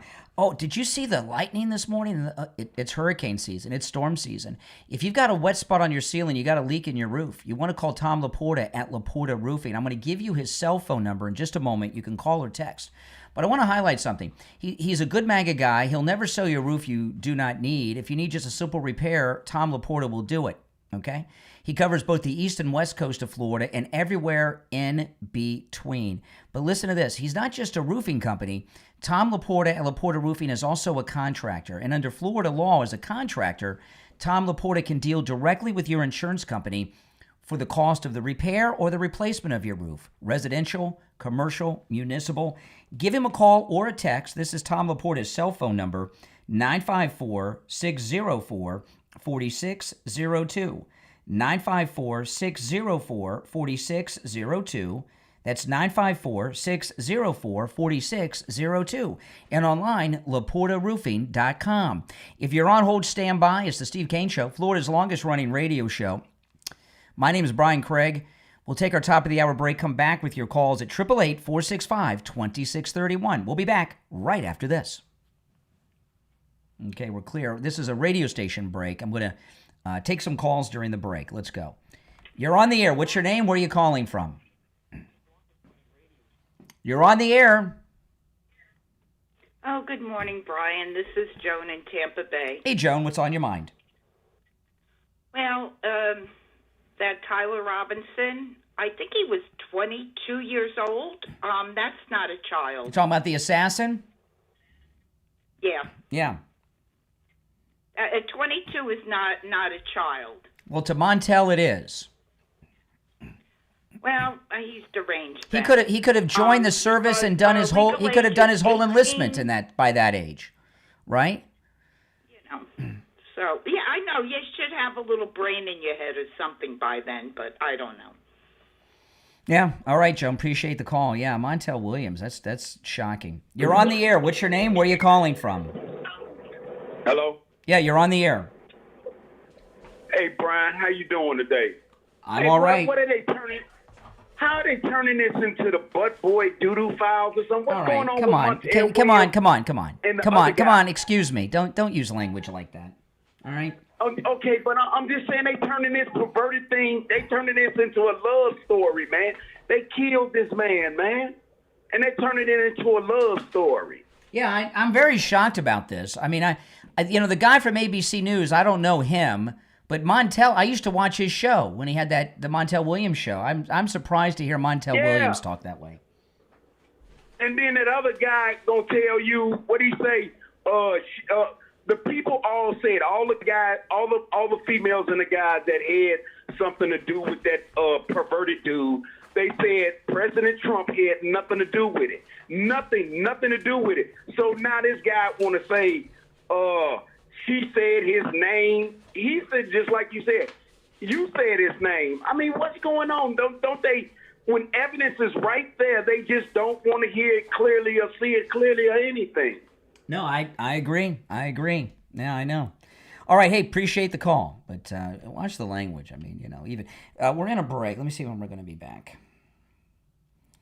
Okay, I've got just over a minute. Okay, now I just want to tell you guys that all this extra programming I'm doing, continuing the show during the breaks, the extra hour in the mornings, the afternoon show, all brought to you by Mike Lindell and MyPillow. So to continue to allow me to do the extra hour of the show, continue the show during the commercial breaks, and the afternoon show, go to MyPillow.com, use my promo code Kane at checkout, K-A-N-E, and let Mike Lindell know that his support and money is well spent supporting the expansion of all of my content. There's great deals going on right now. Look at this, the closeout sale of the year on the Percale bed sheets. I have these sheets, $29.88, any size, any color, from twin all the way up to queen, king, split king, California king, and every size in between, with our promo code Kane at checkout, K-A-N-E, at MyPillow.com. Also, the free shipping offer is still in effect. So you can get the free shipping, you can get these great deals, all with my promo code Kane, and allow me to continue the expansion that we've been doing of the show. All right, stand by. We'll be back in 10 seconds.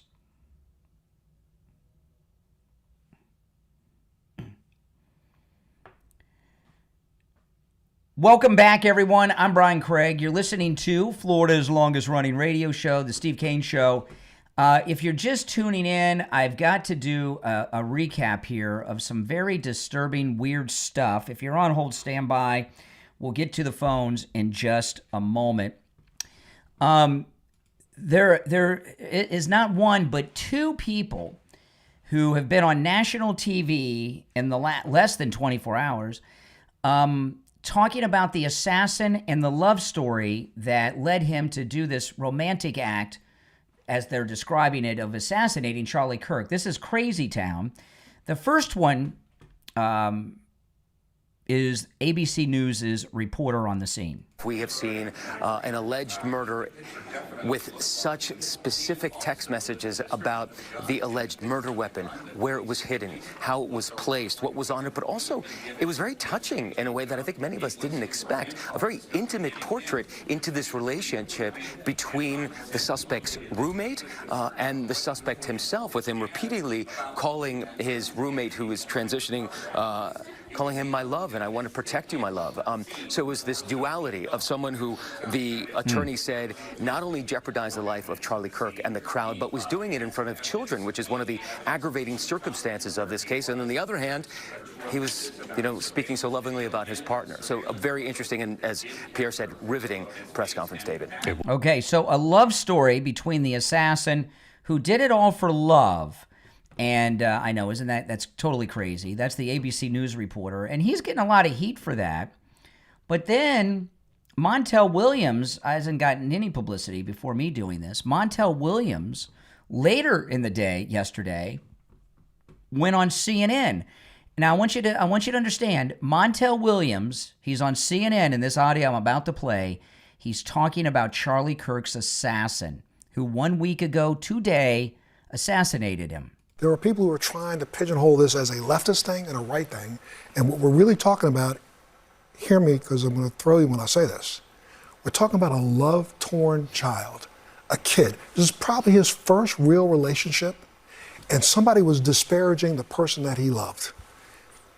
He sat on that building for 30 minutes before he took the shot. Why did he wait until the first word trans came up? Then he took the shot. You think he heard it? He could hear it? I think he could hear it. I think he also, I don't believe he was motivated politically. I think this was motivated emotionally. I think this was a emotionally stunted person who literally, when I say it this way, just hear me, tried to defend his significant other not trying to defend some ideology. Okay, wow. So Montel Williams we got ABC News telling us that this is a Romeo and Romeo story. Montel Williams telling us this is a great love story as well. And the Charlie Kirk assassin, it was actually self-defense. He was protecting his transgendered lover. What the heck is going on here? You know, sometimes I hear stories. I saw this before the show, and I didn't share it in the beginning because I had not had all my coffee yet. And I thought, I did not hear what I thought I heard from Montel Williams. Because what he's saying is so crazy. And now that I'm caffeinated, it's even worse. It's completely insane. What kind of sick, twisted person would say something like that? All right, let's find out what the jury of public opinion think. Our number is toll-free, 1-888-465-2631. You're on the air. What's your name? Where are you calling from? Hey, Brian. It's Ben from Pompano. How you doing? Oh, Ben, it's a crazy, crazy world we're in. Oh, yeah. No doubt about it. But I guess it's good for business. I mean, I just called in. I didn't tune in. I wanted to know if I could give an update on Candace and the fallout. I don't know what you were talking about. Yes, I opened the show with that. Yeah, go ahead. Okay, perfect. Because I really wanted to address that useful idiot woman who called in yesterday pushing the divisive lines that are trying to split MAGA. Mm-hmm. And Seth Dillon, the owner of the Babylon Bee, Rob McCoy, Charlie Kirk's long-term pastor in Phoenix. We have Josh Hammer, who was in the room. Seth Dillon was also in the room, and he shared the text.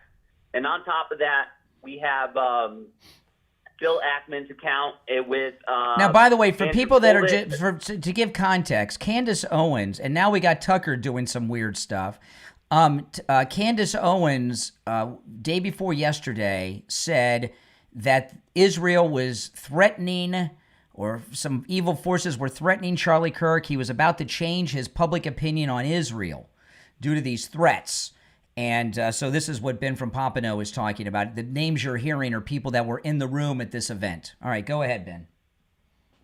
Yep. And then, so all these people came out and completely refuted what Candace said. The meeting was exactly what everyone's experience with Charlie was. It was a cordial meeting. It was a productive meeting, and they intended to follow up.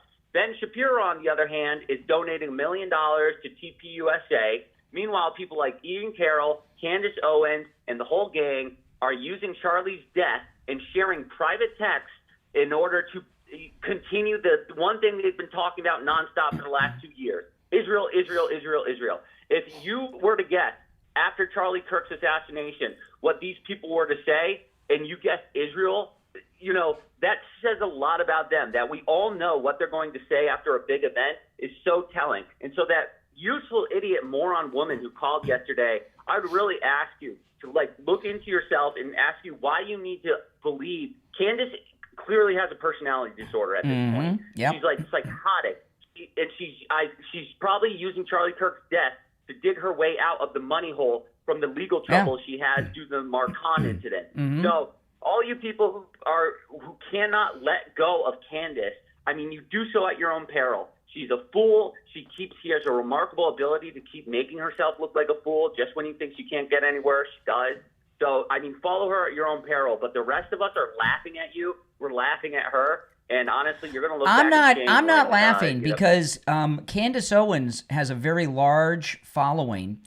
And there's a lot of people that believe that crap. And I mean, you know, I'm going to recap later if we have time. I did it at the beginning what Tucker Carlson did yesterday, which was basically saying the same thing that Candace Owens had said in a different way. And Carlson was given $15 million by a Qatar billionaire to start up his. Well, that's what they're network, saying. okay? Yeah, that's what I've heard. I don't know if that's been proven. I'll send you the source. This is well sourced. You didn't just leave Fox and then get all this money from nowhere. So it's like, and you know, the strings are attached. Hey, maybe you're a little more, you keep an eye on Israel. Israel is the size of New Jersey and has 10 million people and it's in the middle of the desert. I hate to break it to you people. but they're not as powerful as you think they are. All right. Well, listen, I'm I mean, gonna they're move on. powerful. Because we're not on this now, but I appreciate the update, Ben. Take care. Take care. You're on the air. What's your name? Where are you calling from? You're on the air. Once, twice. All right. You missed your chance. You're on the air. What's your name? Where are you calling from? This is Sal from Margate.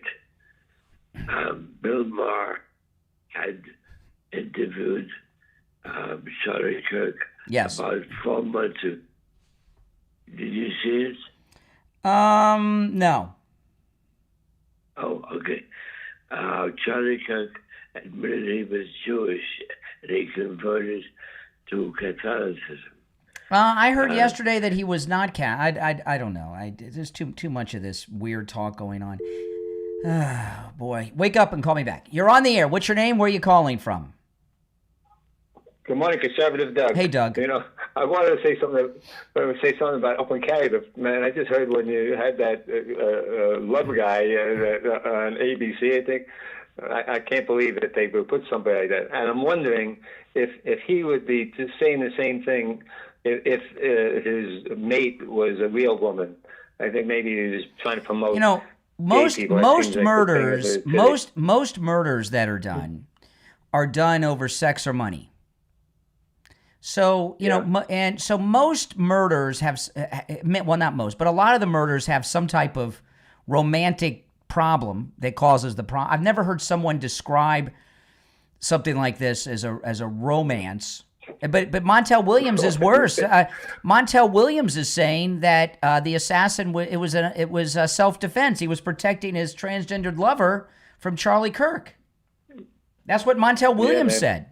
What the heck? Montel, I didn't think Montel was still around, but I haven't heard him in a long time. If he was auditioning on CNN, good luck. I mean, they're gonna. Even the liberals on the CNN panel were like, "What?" Yeah. Anyway, I want to mention the open carry. I talked to somebody. He's a liberal, hates guns. He says, "Oh, guns. The only thing good for a gun is they're made to kill." I says, "No, they're made to protect you.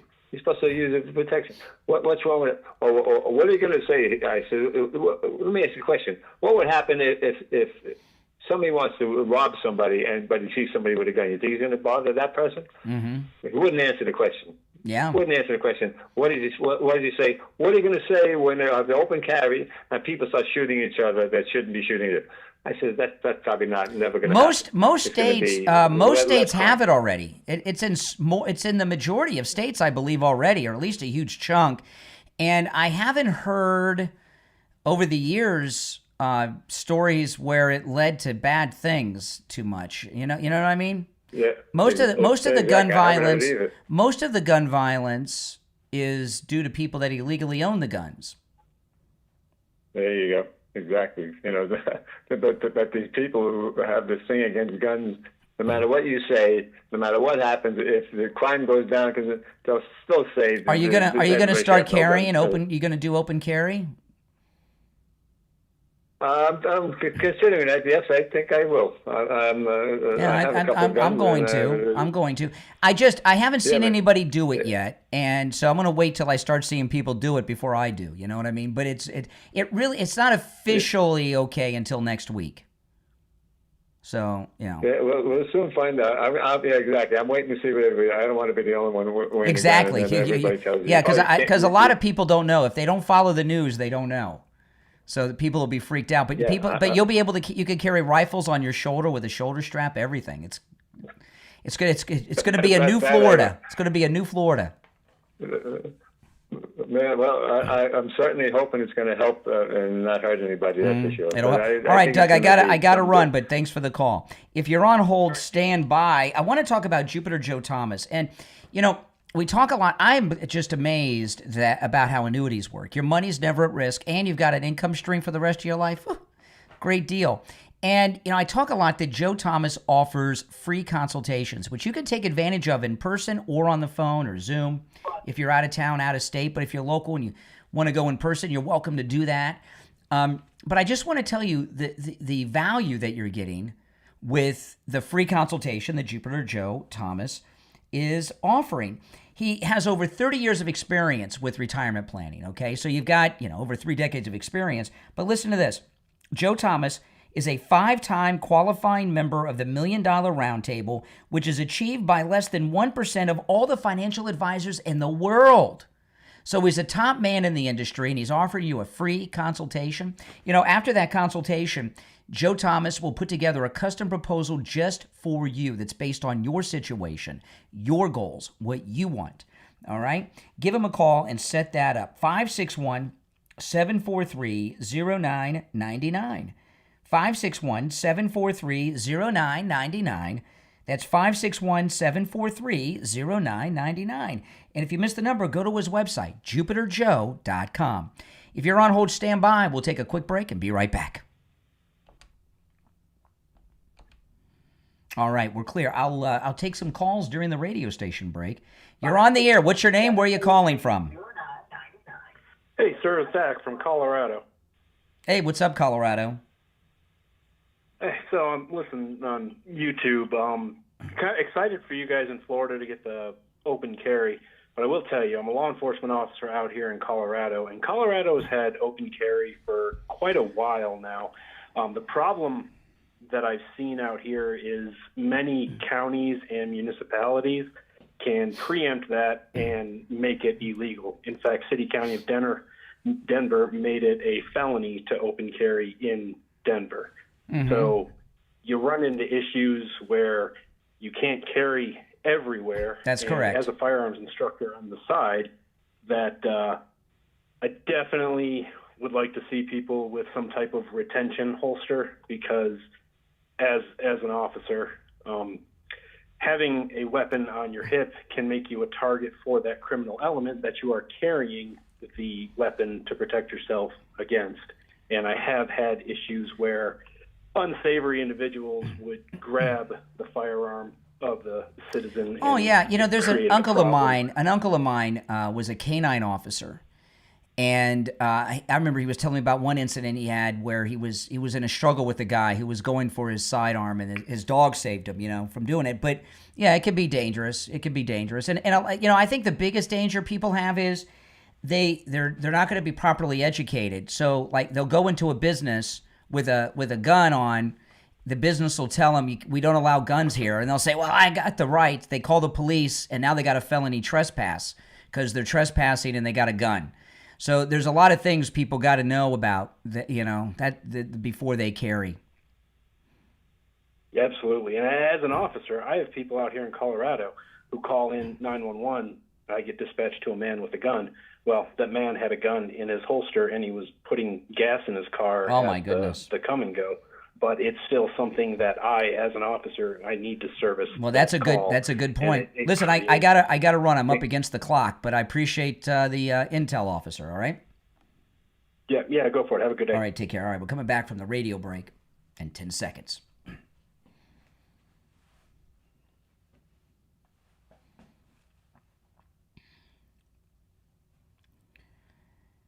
All right, welcome back, everyone. I'm Brian Craig. We'll go back to the phones. You're listening to The Steve Kane Show, Florida's longest-running radio show. You're on the air. What's your name? Where are you calling from? Hey, Brian. It's Sherry in Texas. How are you doing this morning? All right. What's on your mind? Hey, I was just going to mention, here in Texas, it's open carry. And I've had so many people ask, well, do you pack in your purse? No, I don't carry my gun in my purse.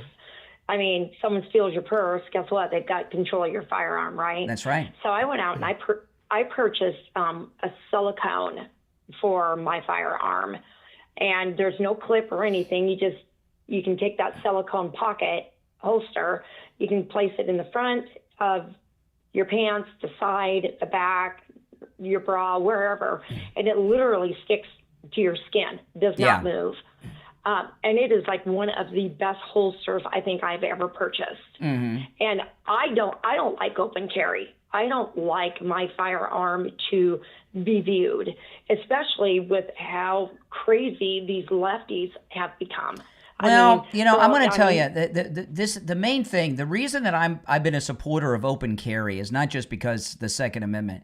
And I tell this to people a lot, and people think it's crazy, but It is so hot in Florida, I find it difficult to wear clothing to conceal properly. And, depending on a lot of cops are liberals, okay? Being a police officer is a government job, which attracts Democrats. And when you get some liberal jerk, okay, who's a cop, and he sees that bulge, all of a sudden he'll say, well, you're not concealed. Boom, you're busted. It's up to the discretion of the officer. And, like I've got my Vespa that I ride a lot, my MAGA scooter. And a couple of years ago, I made a YouTube video about this. I was stopped on the side of the road, and some guys pulled over to steal my scooter. It was not my Vespa; it was my first scooter. But and I was defenseless out there because I can't conceal when I'm riding it because the wind's blowing, my shirt blows up.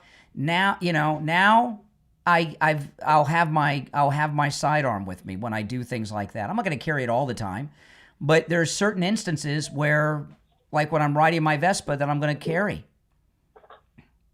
Exactly. And the thing that I've always said is an armed society is a safe society, right? And so, there's, the preference of open carry. I like it. Having that choice out there, right? You can have the choice to open carry or conceal. Well, the problem is, I'll tell you what a problem is, and maybe you agree with this. I've owned guns my whole life since I was 12. But here in Florida, sometimes I'll be at the gun store and I'll see some guy, he just moved to Florida from New York. He's never been able to have a gun before, right? Because they got all those crap rules up there. And what do? They buy the biggest, coolest looking gun that is so big. They don't know what they're doing, and so you get a lot of people that don't know about guns. They haven't used guns. They buy a gun because it looks cool or it's a cannon. As opposed to me, my carry weapons are my 38, hammerless 38 ultralight, and my Glock 48, okay, because it's a thin Glock, but some guy that has a cannon, a lot of people don't know about guns, and they're carrying them around. That's the problem. That's really unfortunate. And real quick, we were traveling, I don't know, a couple of years ago. We were going through Texas, Louisiana, Mississippi, all those states, right? Mm-hmm. Well, what I was not aware of is if you are carrying a firearm, whether you've got a concealed weapons permit or not, when you cross the border of each state, you are entering new sections of law. That's right. Every state has different laws. Mm-hmm. A lot of people don't know that. Yeah. Right? Yes. And so we ended up getting one of those lock boxes that has a cable that you can wrap around like the leg of your seat in the car, and you just stick it in there as you're traveling across state to state. So that way, if you're pulled over, you're fine. You're not, in the path of being held liable for, carrying a firearm across into another state.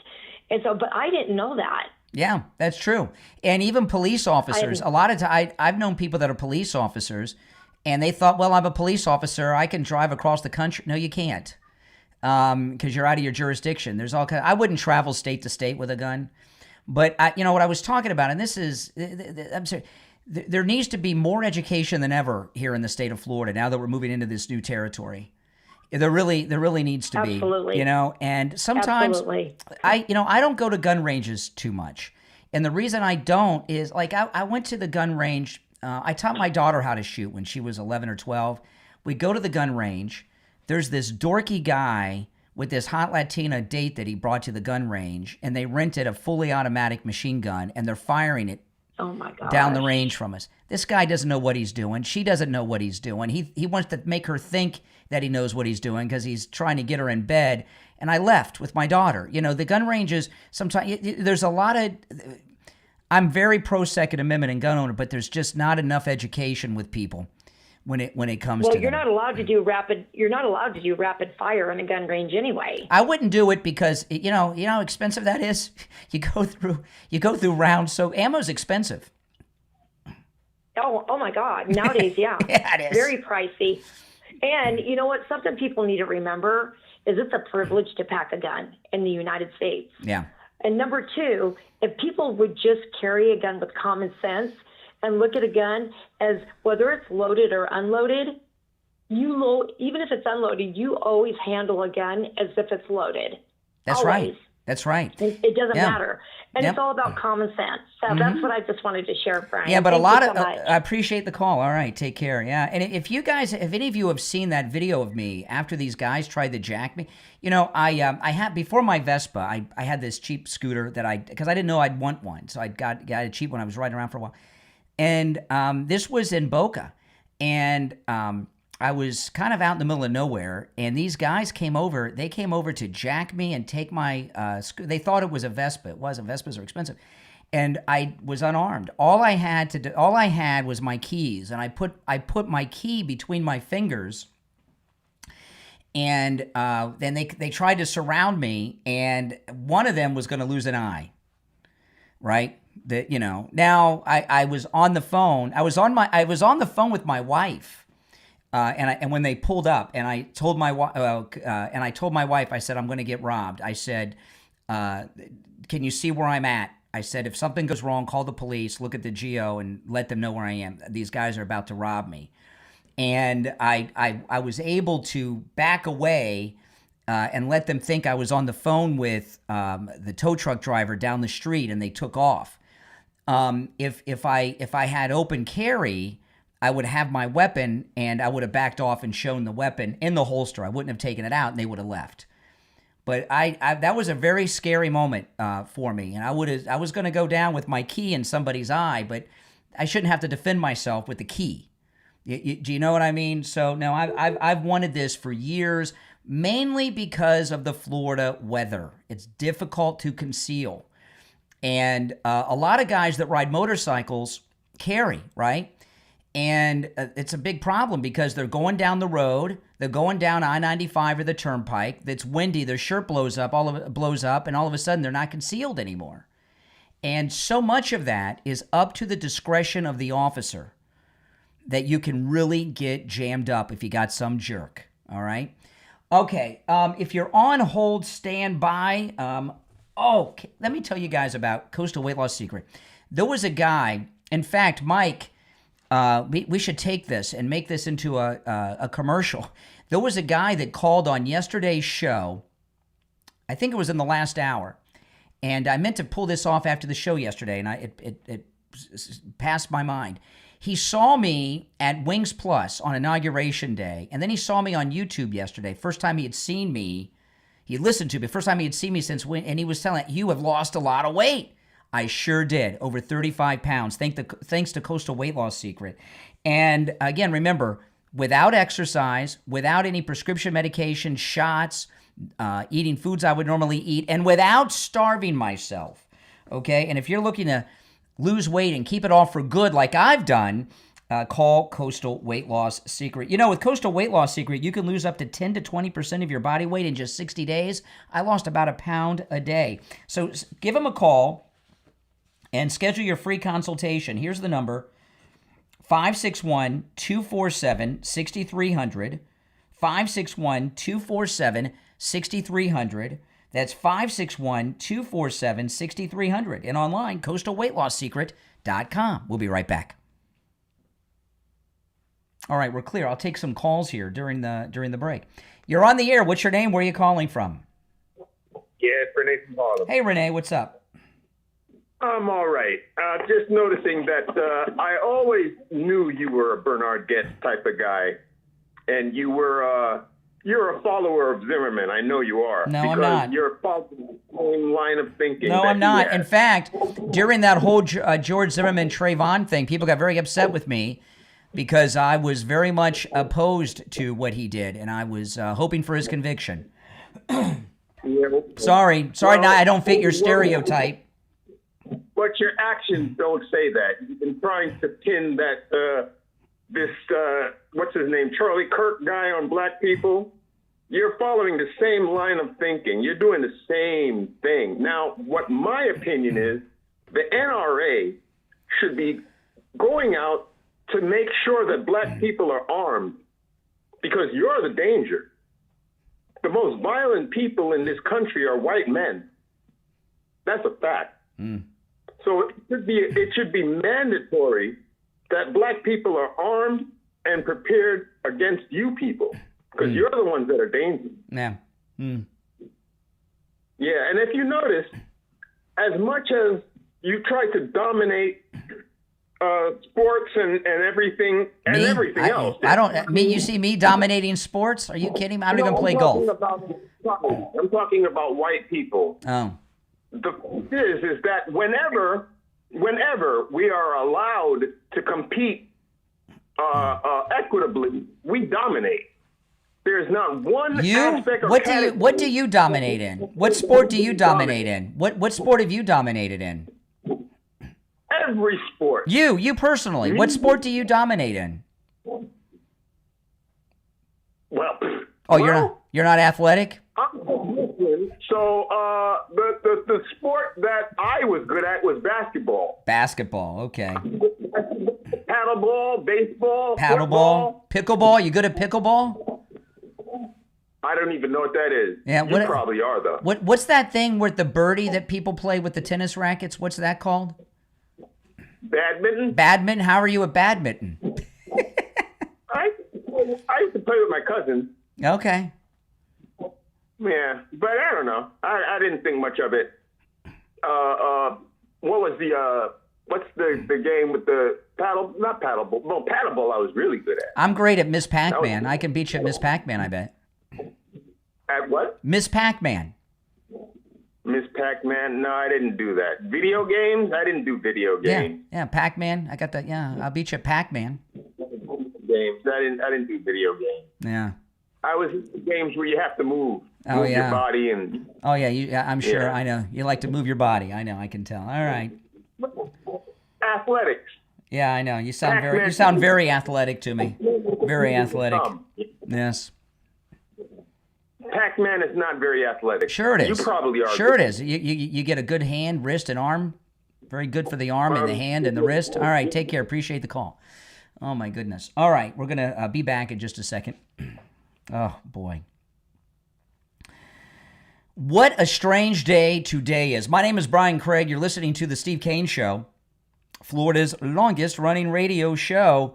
You're on the air. What's your name? Where are you calling from? You're on the air. What's your name? Where are you calling from? All right, you're out. Okay, let's see. Who's next? Let me answer all these lines that are coming in. Okay, you're on the air. What's your name? Where are you calling from? Oh, hold on. Phones are ringing off the hook. All right, sorry about that. Go ahead. You're on the air. Yeah, good morning. It's Richie. Oh, hey, Richie. Yeah, I think Renee from Harlem just outed himself when he just talked to you. He's actually sounded like a normal human being.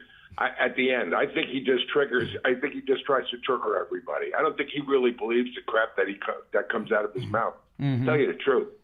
If he does believe that, he's got to be the most ignorant human being that I've walked in the face of the earth. That? And I don't think he's that way. I heard most the end ignorant of that conversation. No, he's not the most ignorant. Well, one of the most ignorant. Yes. Listen, I'm going to say something to you about this open carry. Uh-huh. I'm a believer in the Second Amendment, but I got to tell you my particular feelings. You know what I did for 32 and a half years? I had a lot of crazy people walking up and down these public transportation. I also see in the malls. I go through a mall today with what's going on. My eyes are all over the place.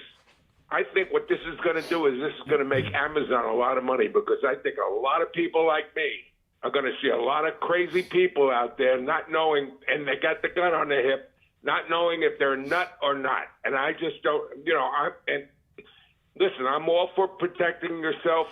Well, my recollection is now I haven't, because listen, I have concealed carry, but not out and about, right?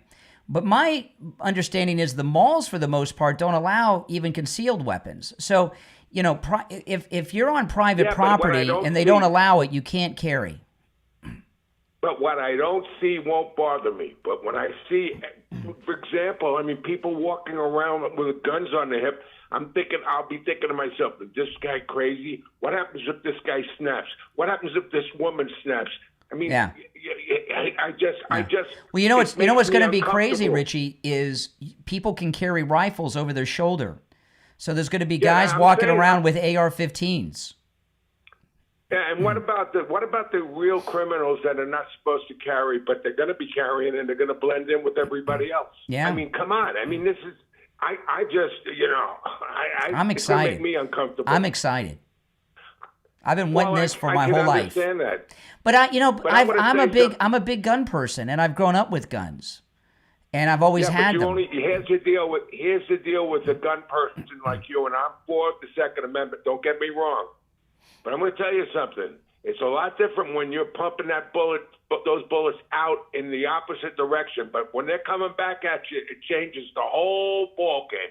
And that's what not for nothing. I mean, everybody likes to talk about how they're shooting at targets, but with that target's not shooting back at you. I think this is a totally crazy thing. Listen, there's some problems in that there's a lot of George Zimmerman types out there that are, and those are the ones you got to worry about. Yeah, I agree with you. Yeah, but anyway, and I want to say something about Ben Shapiro. May I say this? Yes. I feel, and I disagree with you here. I feel that you said I'm giving my professional opinion. It is an opinion, and I respect your opinion.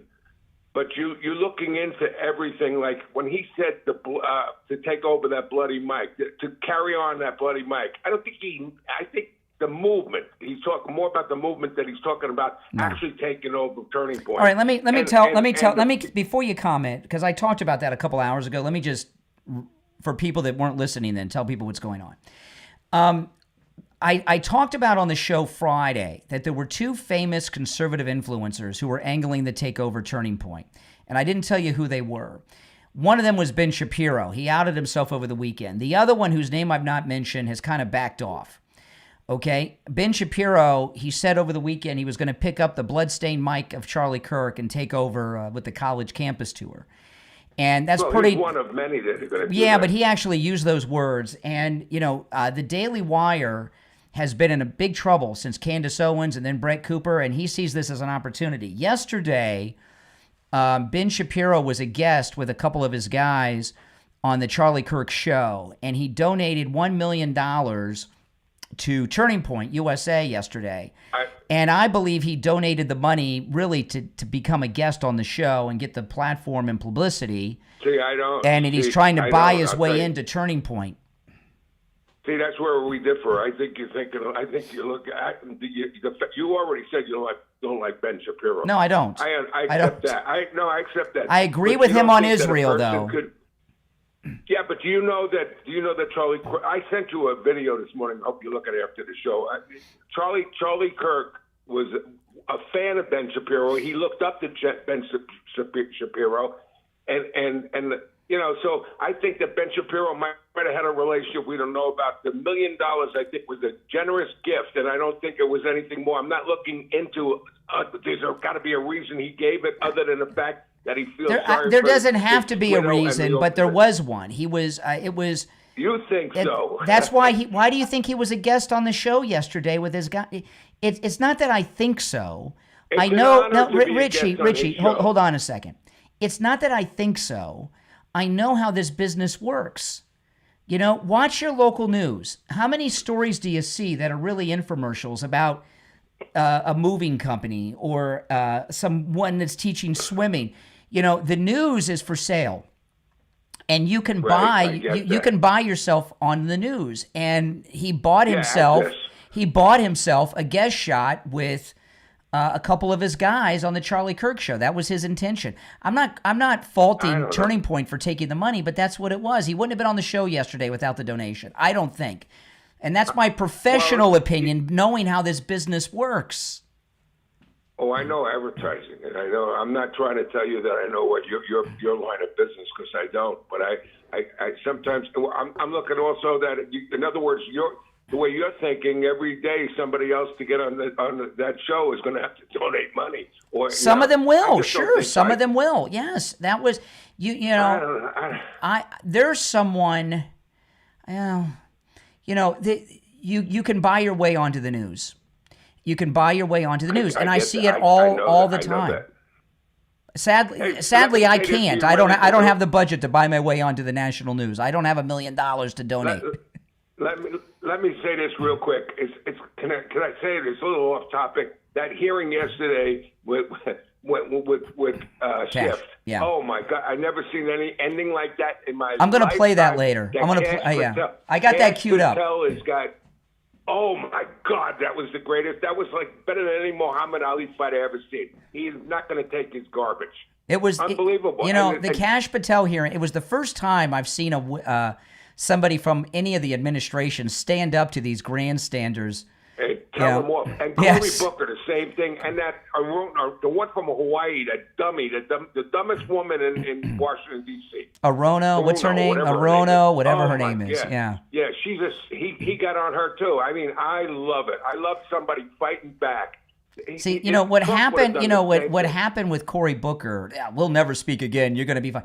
And then Trump came out and praised Kash Patel. Cory Booker secured Kash Patel's position if it was insecure. He's grandstanding. That's what he does. Cory Booker is just a showboat. He's a joke. Everything. The guy with the crying, but when he cries, he does all the emotional things. He's a girly man. I'm sorry. Have a great day. All right. Take care. Now, I want to talk about the Sloman Shield link. This is a new thing, and it's super cool. Listen to this. The Sloman Shield link takes your everyday routines at home and sets everything up in your house based on your preferences. Listen to this. The Sloman Shield link, it connects to all the devices based on your actions. So when you come home, your TV, your computer, your lights, your AC, it's all on right where you want it. The Shield link can change everything in your house based on what you want. As an example, you can set up the Sloman Shield link to turn your thermostat down when you turn your alarm on and you leave the house, to automatically lock your doors, turn on your security lighting when it's supposed to go on. All these things are real easy. And get this, the Sloman Shield link connects to all the devices you already have in your home, so you don't have to buy new stuff. Give them a call. Sloman's includes installation for all your devices. They have 24/7 support. 833-283-5050. 833-283-5050. That's 833-283-5050. We'll be right back. You're on the air. What's your name? Where are you calling from? Hi, Brian. Good morning. I have a question. Mm-hmm. Wasn't Vice President Vance that hosted Turning Point show yesterday? Day before yesterday was JD, Monday. Oh. He hosted it Monday. What we were watching yesterday was like a replay yes. or something. Mm-hmm. Oh, got it. I didn't know. So I haven't seen Ben Shapiro. I agree with you with Ben Shapiro. I don't think he will be the right fit to handle or to even be the follow-up representation of Charlie Kirk. Charlie Kirk had, he was a Christian, and everywhere he went, he spread the word, and he talked about Jesus. And when things were getting a little bit out of hand with, the students at campus or any discussion or anything, Charlie Kirk will bring up his beliefs. Yeah. Bring up his, word of the Bible, and he will calm things down every time he did that. Okay, but Ben Shapiro does not have that. No. I understand that he's great at speaking, but he comes out a little bit too he's not likable. He's not likable. He's not likable. Yeah. I wouldn't say the word hated. I'm sorry. No, I'm not saying hated, but he's not. I agree with him 100% on Israel. Let's be very clear. But he's not a likable personality. He's not a likable personality. I agree with him on. Yeah, I agree with him on Israel. I just don't think that he has what Charlie Kirk had, which was compassion, empathy. Charlie Kirk had all of that, and I think that's why he was able to bring so many people on the table to speak with him, you know? So I don't think that Ben Shapiro has that. And when it comes to yesterday, Booker and Kash Patel, I was upset at Kash Patel. You know that I talked to you about that last week. Mm-hmm. But seeing Kash Patel, the way that he, confronted this crazy liberals yesterday, I'm proud of him. He did great. He was not taking any of their crap, and it was very nice. I've never seen an official from any presidential administration do what he did yesterday, Kash Patel. Yeah, he didn't take any punches. He was the one punching out. I can't believe that Gary, I don't know, Booker thinks, to me, he's like a Temu Obama. He wants to be Obama so bad, you know? Well, Cory Booker, somebody had convinced Cory Booker that Trump was going to fire Kash Patel. So he did that so he could be like the predictor, so he could take credit for it. That's what he was trying to do. Yeah, I know. I know. But anyway, let me let you go. I do want to see Charlie Kirk's wife take over Turning Point. That's not going to happen. She's going to be she'll be like a figurehead front person, but the Trump organization's taking it. If you listen to J.D. Vance at the last couple segments of the show, and then the president mentioned something about it in his press conference in the Oval on Monday, the Trump organization's taking that over. Listen, I got to run. We're coming back from the... All right, stand by. All right, now, if you're on hold, hang in there. We're coming back from our break in about 15 seconds. We're in a radio station break right now. If you're watching on the live stream with the green behind me, if you go to my other stream on YouTube, which there's a direct link in the description, you can see and hear all the video and things that I play. All right, here we go. Welcome back, everyone. I'm Brian Craig. You're listening to Florida's longest-running radio show, The Steve Kane Show, on the radio since 1977, celebrating 49 years on the radio. You're on the air. What's your name? Where are you calling from? Hello? Yeah, you're on the air. What's your name? Where are you calling from? Chase from East Tennessee. All right. What's up, Chase? Well, I've got a couple questions. I'm watching you live right now, and I've been watching for probably the past hour and a half. I guess I've got a genuine question about this open carry, about divisiveness. Why is it a good idea for us to have open carry? Because, I'll tell you why. With the divisive state of our country. Well, the country's always been divided. This is not new, right? But it's been divided by our politicians, not by the people. The country's been divided since before it was a country. There's always been disagreements and things.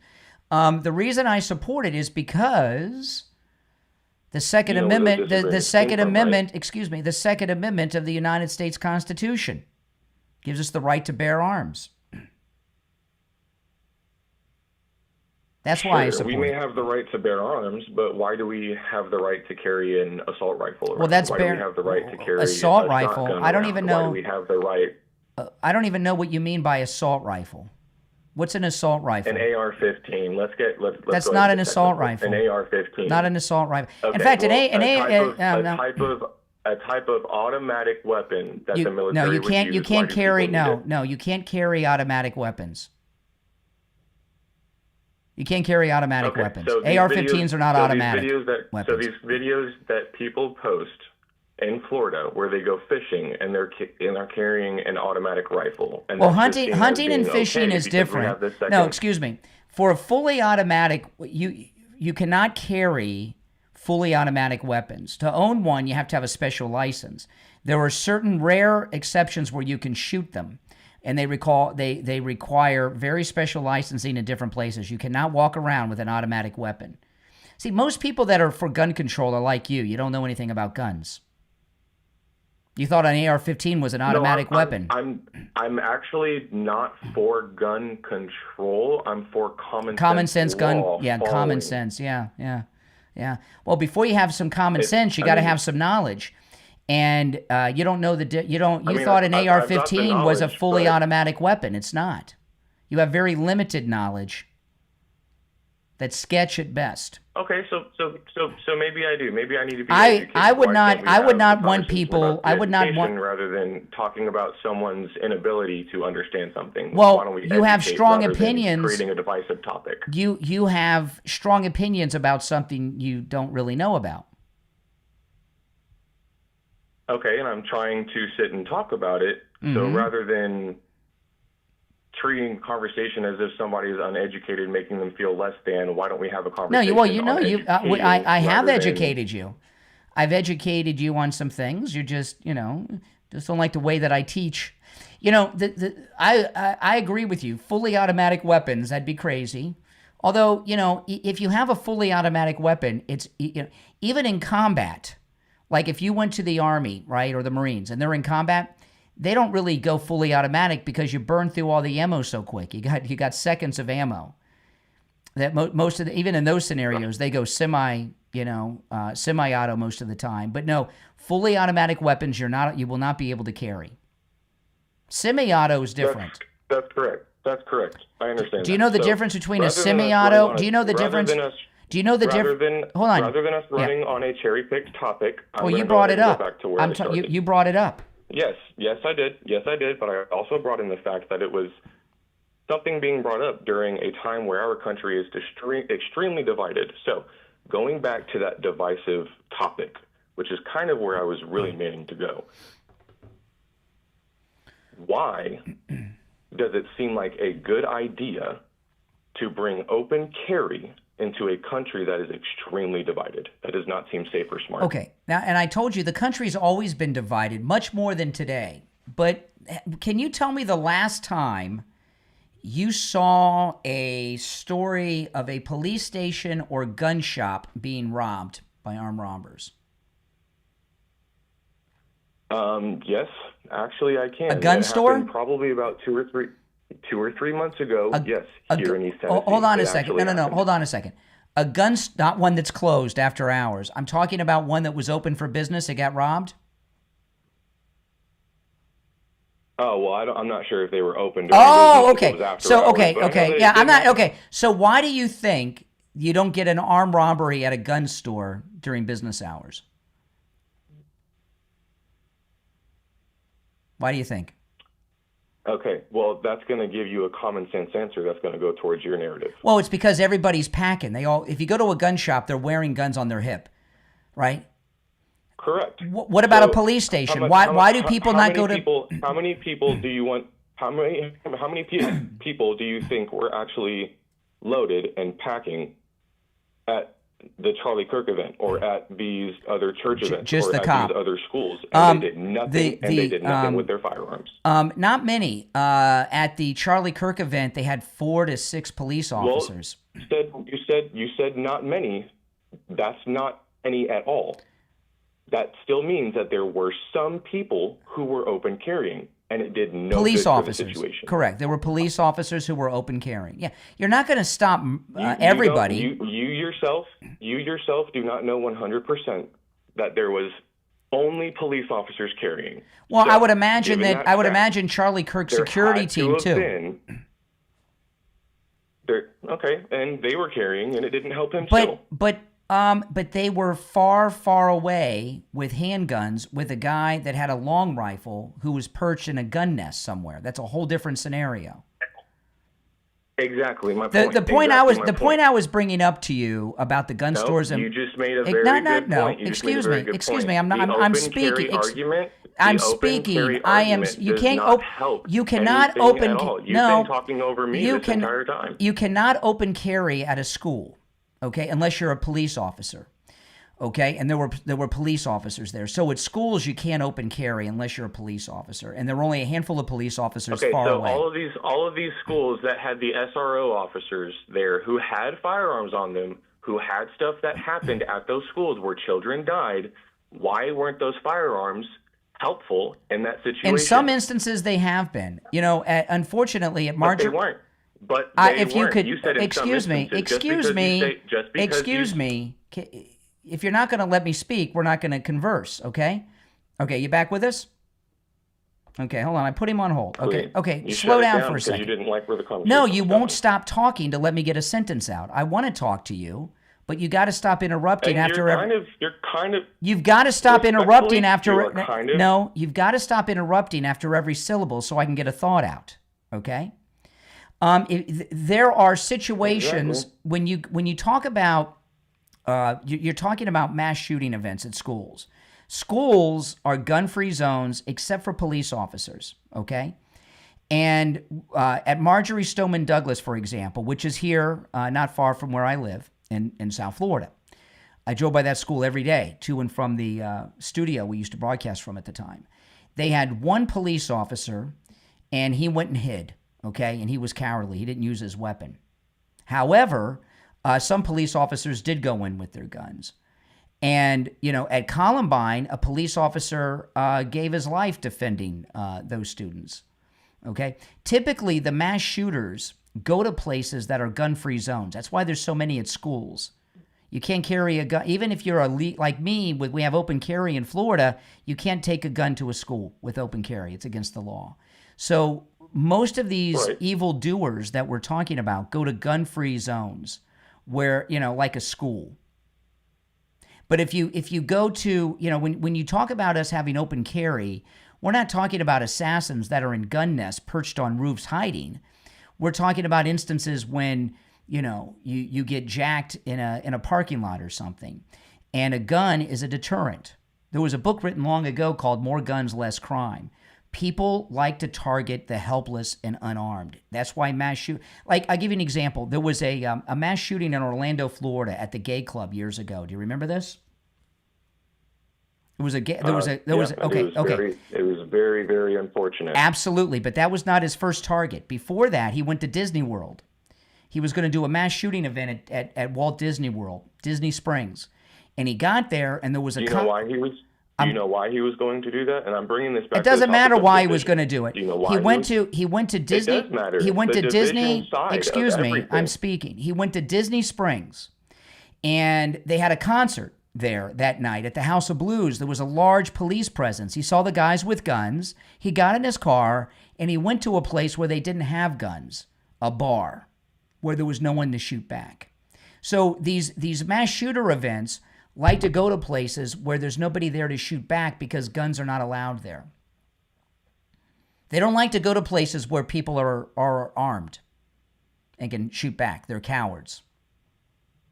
Right, you're correct. Now, given the fact that we've talked about this, where does that divisive rhetoric come from that creates this animosity in people to go and do these things? People are always pissed off. It's always been that way.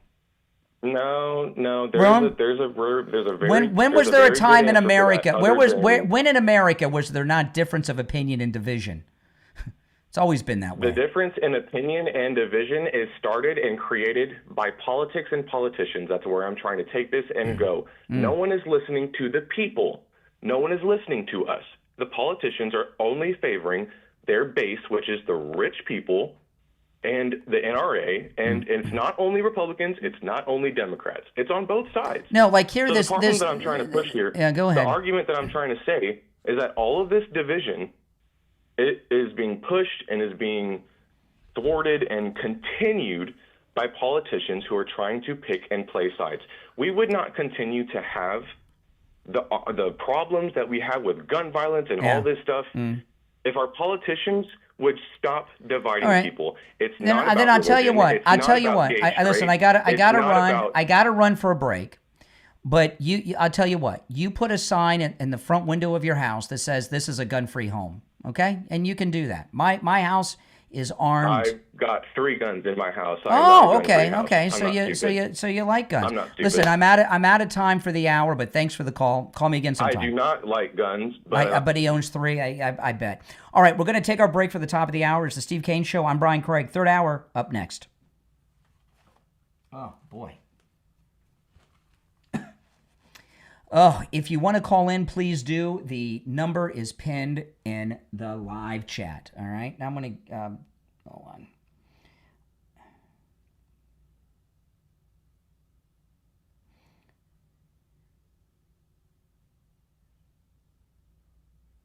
Okay, I'm going to queue a couple things up for after the top of the hour. Hold on.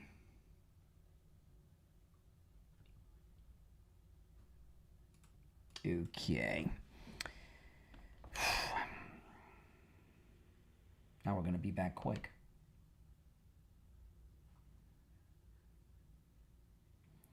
We're going to be back in just over a minute. So if you're on hold, stand by. I'll take calls after the break.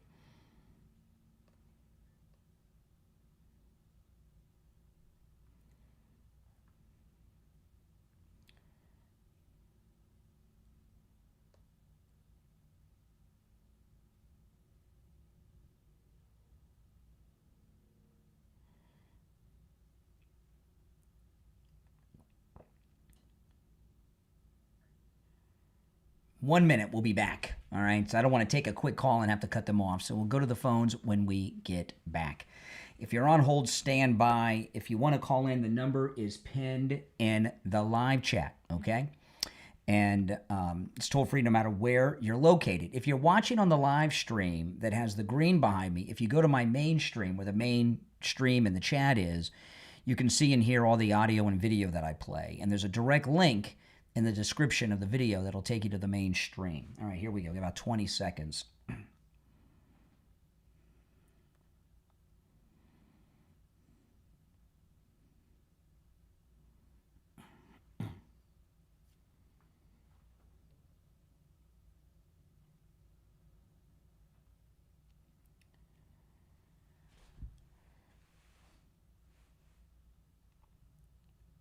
All right, the third hour has begun. I'm Brian Craig. You're listening to Florida's longest-running radio show, The Steve Kane Show, on the radio since 1977, celebrating 49 years on the radio. You're on the air. What's your name? Where are you calling from?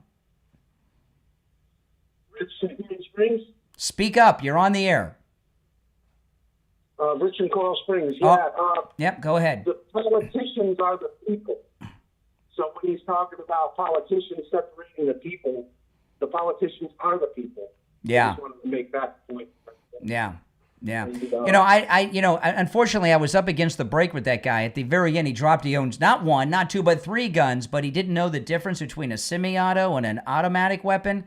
If he really owns 3 guns, he should sell them back because he's not knowledgeable enough to be a gun owner. I agree with you on that, Brian. What do you think, though, now that we have open carry in Florida? What do you think about that? I think it should be a lot safer. I think it's a great idea, and I'm all for it. Absolutely. Yeah, absolutely. All right, take care. Good to hear from you. All right. You're on the air. What's your name? Where are you calling from? Good morning, Brian. This is Pete from Fort Lauderdale. Hey, Pete. Yeah, I've got a thing to say about the Charlie Kirk replacement or something like that. But yep. First, I was going to ask you, do you have an update on when you're back on the radio and what? Well, we're still on the radio, but we're adding a new signal down in your area, and it'll be announced soon. I can't pick you up. I can't tell you the signal yet, but we'll be on a new station in your area any day. Well, I can't pick you up on 96.9. You know, I don't know why, but I can't. Because on that signal, we're switching to another signal. And I'm not allowed to tell you the signal yet, but it'll be soon. Okay, thank you. But the other thing is, do you know the girl? I can't think of her name. I've been trying to think of it while I've been sitting here listening to you, watching you on YouTube. And you know the girl that goes around and interviews these people, and she's very Charlie Kirk-like. She's a young lady. And she's not intimidated. I know who you're talking about. I can't remember her name. She's the one that carried the rifle to college. Was it Kent State or something she went to? Yeah. Yeah. But I don't know. I kind of like her. She reminds me more of Charlie Kirk than anybody else I can sit here and think of, I tell you. Yeah, she's pretty good. I know who you're talking. I don't remember her name, but she's good. Yeah. Well, keep up the good work, my friend. Yeah, keep listening. Well, we're still on the radio. We're on a bunch of stations, but that new station in your area, we'll announce it soon. I know the dial position. I just can't tell you yet. I sat on my truck yesterday and I went through and I couldn't pick you up. Well, I'll tell you, the new station we're adding, we're going to have the biggest signal that this program has ever had. Well, I hope so, because if I have to go to the VA in Miami, I lose you just about the time I get in Miami. Oh, okay. Well, we're on a station in Miami, too. All right, appreciate the call. We'll announce it soon. All right, take one more call or two, and then I got to get in the do some recapping. You're on the air. What's your name? Where are you calling from? Yeah, my name is Mike, and I called earlier, and you were pretty rude to me, man. You cut me off, so I don't know why you did that. I don't even remember the call. I gotta say this. I don't remember the call. What were we talking about? The shoving match. About the what? You didn't even want to hear me out. It was about the what? Honestly, I think you got Napoleon complex or something. You're rude to everybody. Have a good day. Well, now you're hanging up on me. I guess you're the rude one. If hanging up is rude, well, why are you hanging up? Oh, my goodness. Oh, boy. All right. So let's get into this, okay? if you're just tuning in, I open with this, and what's going on, a week ago today, this unhinged Democrat assassinated Charlie Kirk. And there's a few things that are going on here that I want to cover. One's from the right and one's from the left. And I'm going to do what's going on with the conservatives first, and then we'll get into the liberals. Candace Owens and Tucker Carlson and Ben Shapiro are all trying to work an angle on what's going on in the aftermath of Charlie Kirk. And there, that old saying, dead men tell no tales. So there's a lot of things that are being said, and people are saying that Charlie Kirk said this and said that, but Charlie Kirk's not here to refute it. And yesterday we were talking about Candace Owens. Candace Owens had talked about how Charlie Kirk was threatened, and implying he was threatened by Israel, and that and something to do with some big payoff, and he was going to publicly share his true feelings about Israel, which was take a position in favor of the Palestinians against Israel. Candace Owens said this, and nothing could be further from the truth. She claims to have text messages and such. And everyone that was in this meeting that she keeps referencing has said it is 100% false. Okay, everyone. And there were several people inside this room that Candace wasn't in that have all said everything she said is just a lie. And then yesterday, Tucker Carlson said a couple things. Listen, this is Tucker yesterday. Shortly after that speech, there was a very intense attack on Charlie, and to some extent on me, not that I really noticed. But on him, I have no donors. He had $100 million worth of donors. And so because he was involved in a different project from just yapping on the internet, which is what I do for a living, he was dependent to a great extent on his donors, of course. It's a nonprofit. And they went after him and tormented him. Not all, of course. Many were supportive. But the ones who were offended by my speech, and there was a small, very intense group who were, tormented Charlie Kirk until the day he died. 2 days before he died, he lost a $2 million donation because he had publicly pledged to bring me to the next Turning Point conference in December.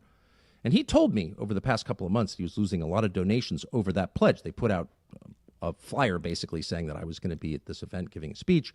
And so he would text me and say, man, I'm really taking a lot of heat for this, and people are really mad. Okay. Now, that's the first part of what Tucker said. And I'll get to the second part in a second.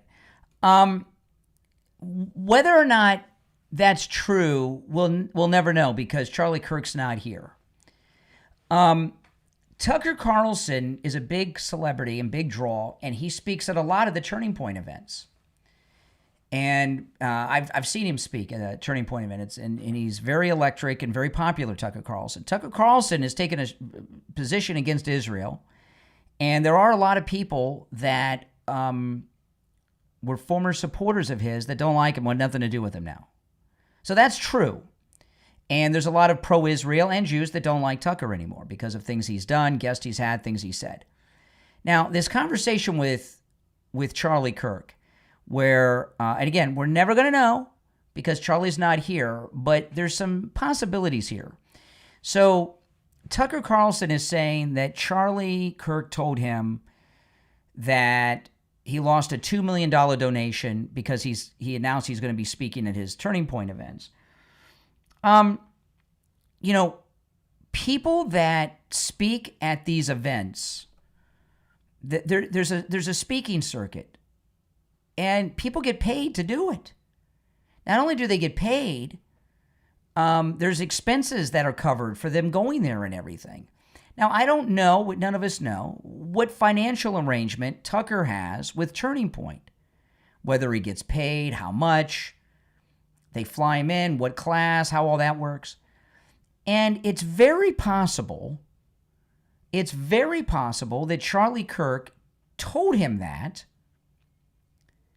to stop Tucker from wanting to get paid more money or a lot of money or any money to come to the event. Hey, man, I really want you. I just lost $2 million to have you here. You know what I mean? So, this is another thing, too. And I have known so many people that are media people and broadcasters over the years. A lot of broadcasters, a lot of media people define their success based on how many people hate them. And I've seen this so many times with people. A lot of people, I've got haters, I've got lovers, okay? You hear the calls. But a lot of people, they tell themselves that if people hate me, that means I'm doing things, saying things, reporting things, talking about things that they don't want me to talk about. And it gives them credibility. So it's very possible that if the story's true, that Charlie Kirk told that to Tucker, that it was a negotiating tactic with Tucker to get him to come to an event, get him to do it for little or no money or less money, or part of a negotiating tactic. And it also feeds his ego that people hate him, right? And if he lost a big donor, he probably gained some of people that want to come and support Tucker. So to me, it seems more like a business negotiation and an ego stroke than reality. But anyway, okay, so then Tucker goes on. If you're on hold, hang in there. Then Tucker goes on. Hey, Benjamin Netanyahu is not the same as the nation of Israel at all. Bibi is despised by many people in Israel. And if you know people who live there, you know that that's true. There are huge divisions within the Israeli government. I mean, there are certain parts of the intel world in Israel that do not support some things that Benjamin Netanyahu has done recently. So it's not the same as attacking Israel, attacking Bibi. But I don't think I've ever seen anything lower than his attempt to hijack Charlie's memory and use it for his own political ends, particularly because what he said was completely untrue. Charlie didn't hate Jews. He loved Jews. He had tons of friends who were Jews. He loved the state of Israel. He loved going there. He did not like Bibi Netanyahu, and he said that to me many times, and he said it to people around him many times.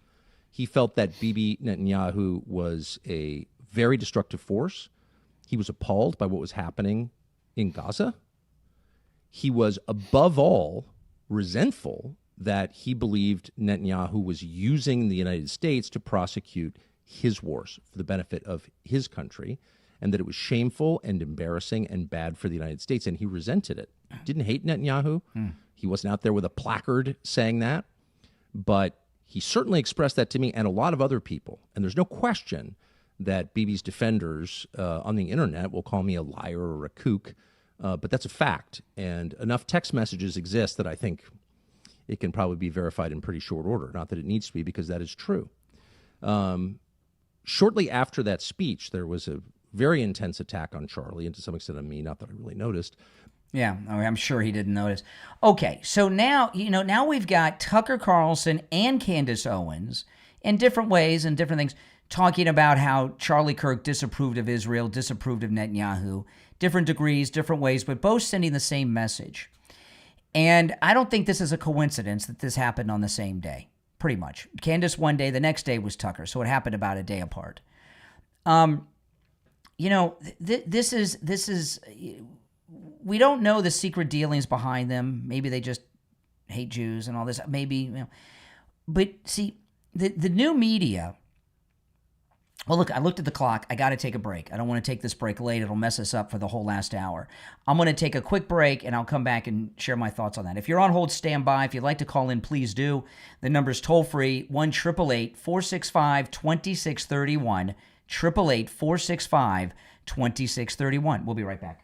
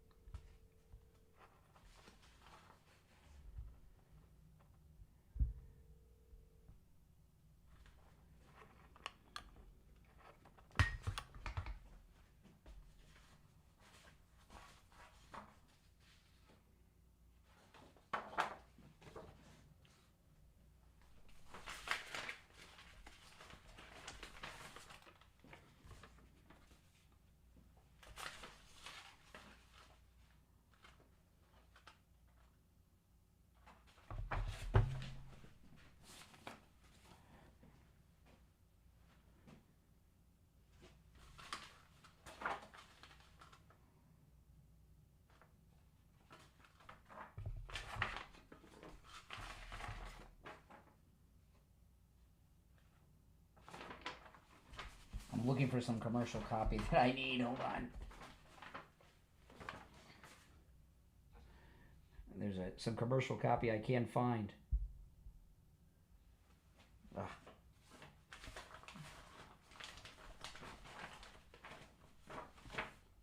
There it is. Welcome back, everyone. I'm Brian Craig. You're listening to Florida's longest running radio show. Okay, the Steve Kane Show. Here's the thing, just to finish my sentence I was in. I'm not going to recap it about Tucker. We talk about the fake news media, and what's happened in the past a lot is the traditional media has been overtaken by forces that have special interest. And now it's moved into the new media, because the new media, which we're part of here at some level, the new media is where people go for their news now. And what we're starting to see are the beginnings of the new media being influenced by money, just like the old media used to be. And the new media people aren't wasting their time spending money on the old media. And I wanted to share this with you. And if you're on hold, stand by, okay? The next part is about Ben Shapiro. Now, let me tell you, I am a strong supporter of Israel. I got to do this disclaimer because I don't want, I agree with Ben Shapiro when it comes to Israel 150%, okay? That doesn't mean I like him or support what he's doing. Ben Shapiro, over the weekend, dropped this. Now, it's still up to us. I saw a lot of rumors online today. Oh, okay, hold on. I got to fast forward. I can't play. Some of that's got some profanity in it. Let's see here. Okay, I got to start it there. Okay, I had to fast forward. Okay, here's Ben Shapiro over the weekend.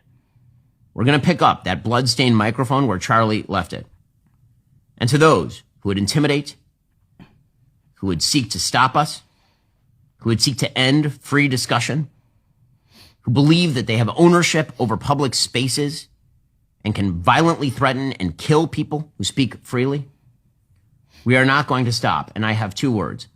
Fuck. Oh, sorry. Got to hit the dump button, Mike. I didn't stop it in time. Hit the dump button, Mike. Okay. So, did you get it? Okay. If you're on hold, stand by while we wait for the delay to re-engage before I take calls. I didn't hit that quite in time. Okay. So, this in particular really rubbed me. Okay. This was over the weekend when he said, take the bloodstained mic. Okay.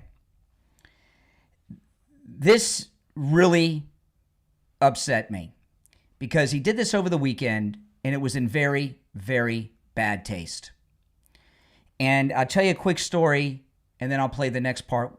I got two more clips of Ben Shapiro. See, there's a lot of people, a lot of vultures that are hovering around trying to get into, it's called clout chasing, inject themselves in the Turning Point or get Charlie Kirk's clout, some of it on them. Candace Owens, Ben Shapiro, Tucker Carlson, all doing this. When he said he was going to pick up the blood-soaked mic or whatever it was of Charlie's and continue the fight, it reminded me of Jesse Jackson. I'll tell you a quick story. Jesse Jackson, for those that remember, you know who he was. A terrible person. Terrible person. He had this shakedown operation. He worked in a low-level position for Martin Luther King. And he made millions of dollars in his life later on, threatening companies that if they didn't pay his Rainbow Coalition money, their payoff money, he had access to the national media. He would call them racist. He'd stage protest and da-da-da-da. So they paid. He had a low-level position with Martin Luther King. When Martin Luther King was assassinated,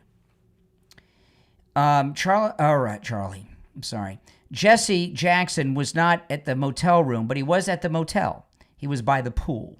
And like anybody else, he ducked for cover and hid behind something by the swimming pool. And then after they took Martin Luther King's body away from the motel, this is a true story. It's been written about. You can look all this up. There was actually a book. I try to think of the name of the book. We had the author on. This was like 20 years ago. I can't remember the name of the book. I'll see if it pumps in my mind, I'll tell you. But you can look all this up online. After they took Martin Luther King's body away, Jesse Jackson went up to the balcony, and the balcony still had Martin Luther King's blood on it. He took off his shirt, soaked it in the blood of Martin Luther King, flew to New York City, and the next morning after the King assassination, he was on NBC's The Today Show wearing the Martin Luther King blood-soaked shirt that he had done by hand after the event, and had claimed to be there and held him and all these things in his dying moments, and he used that to become nationally prominent. And he was a scumbag from then for the rest of his public career. And that's what Ben Shapiro, when he said the blood-stained mic, blood-soaked mic, that's what that reminded me of, that Jesse Jackson thing. Then I've got 2 more clips of Ben. If you're on hold, hang in there. We'll get to this.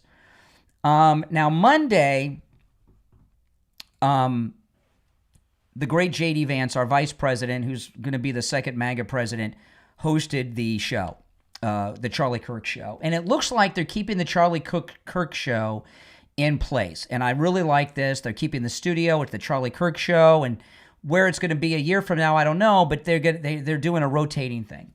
So yesterday they got a guest host, and in studio is Ben Shapiro, Michael Knowles, and the other guy, Walsh. There's 3 Daily Wire guys there, including Ben Shapiro. And then this announcement is made on the Charlie Kirk show yesterday. I know we at Daily Wire, we trust you at TPUSA to do it. I mean, that's really the answer.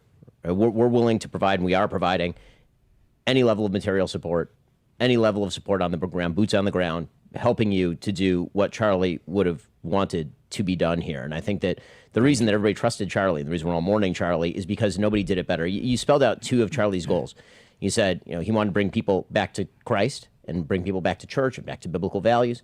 And he wanted to keep the MAGA coalition together. And expand it. And the question is how you do that. And the answer is you focus on the first, and the second is a byproduct.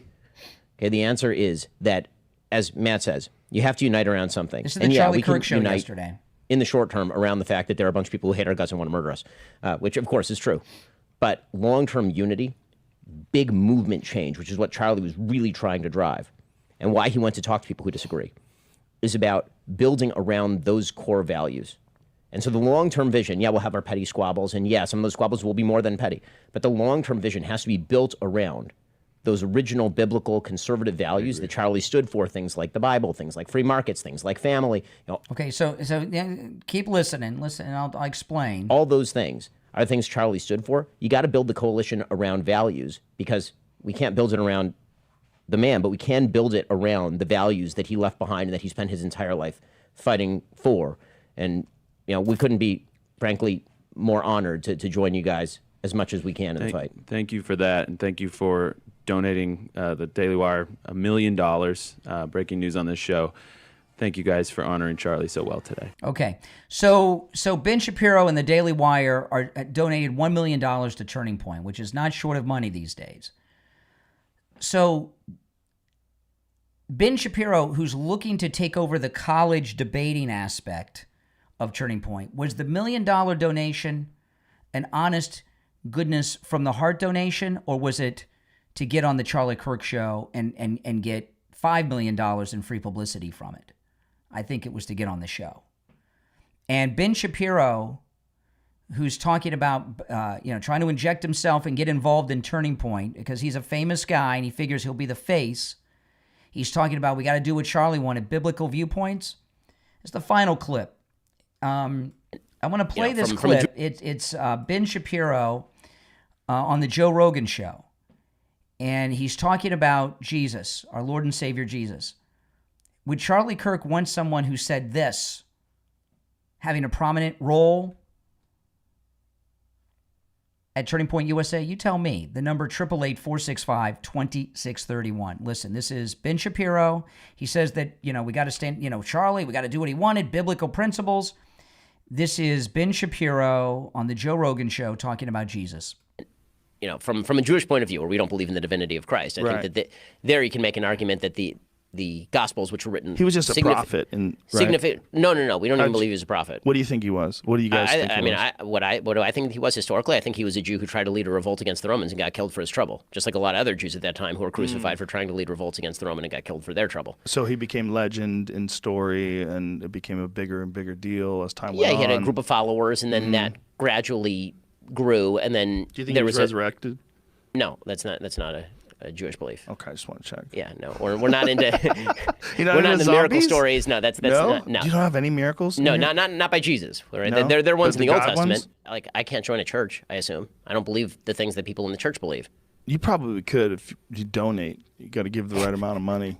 Well, I don't believe in the Jesus, so there's that. There's the that Jesus. Part. Yeah, that's not my thing, right? I mean, so that's okay. So vocally and trivially denying Jesus, would Charlie Kirk want somebody who talks that way, thinks that way, feels that way, and tells millions of people this as a front person for Turning Point USA? You let me know. Our number is 888-465-2631. 888-465-2631. If you're on hold, stand by. I want to talk about one of these great annuities from Jupiter Joe Thomas. This one here, you know, when Joe Thomas told me about this particular annuity, I thought, this is absolutely amazing. You know, when you're retired, well, this is true at any point in your life, but when health problems come, that can be so financially devastating to families, and it is. A lot of expenses come with health issues. And yeah, I know it can be tough. Listen to this. There's an annuity that includes, and Joe Thomas, when you call and take advantage of the no-charge free consultation, whether in person or on the phone or on Zoom, he'll explain all the details of this to you. But listen to this. This annuity includes an income doubler for unexpected health events. And if you're married, the annuity is going to be in your name and your spouse's name. And so if either one of you have these events, you get that income doubler. So as an example, if you got $2,000 a month coming in, it'd be $4,000 from the annuity when it doubles it. That is absolutely amazing. Give Joe Thomas a call. I'm going to give you his number. If you miss the number, just get it from his website, jupiterjoe.com. It's right there at jupiterjoe.com. 561-743-0999. 561-743-0999. That's 561-743-0999. We'll be right back.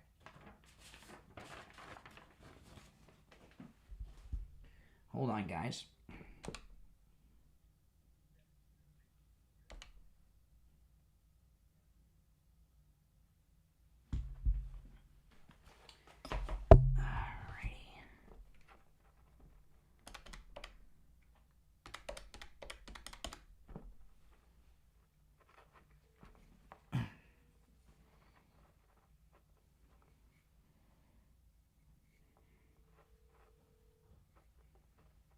Hey, Barry, gotcha. Great. Okay, it'll be about 2 minutes, okay?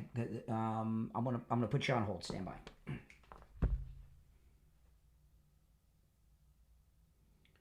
Okay, guys, hold on. I got so much going on. The last half hour of the show is so freaking busy.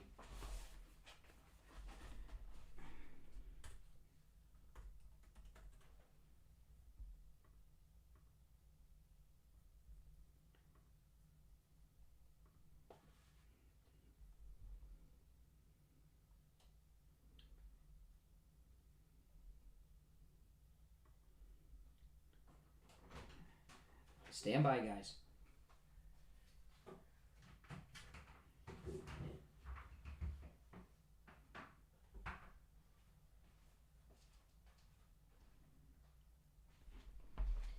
Okay.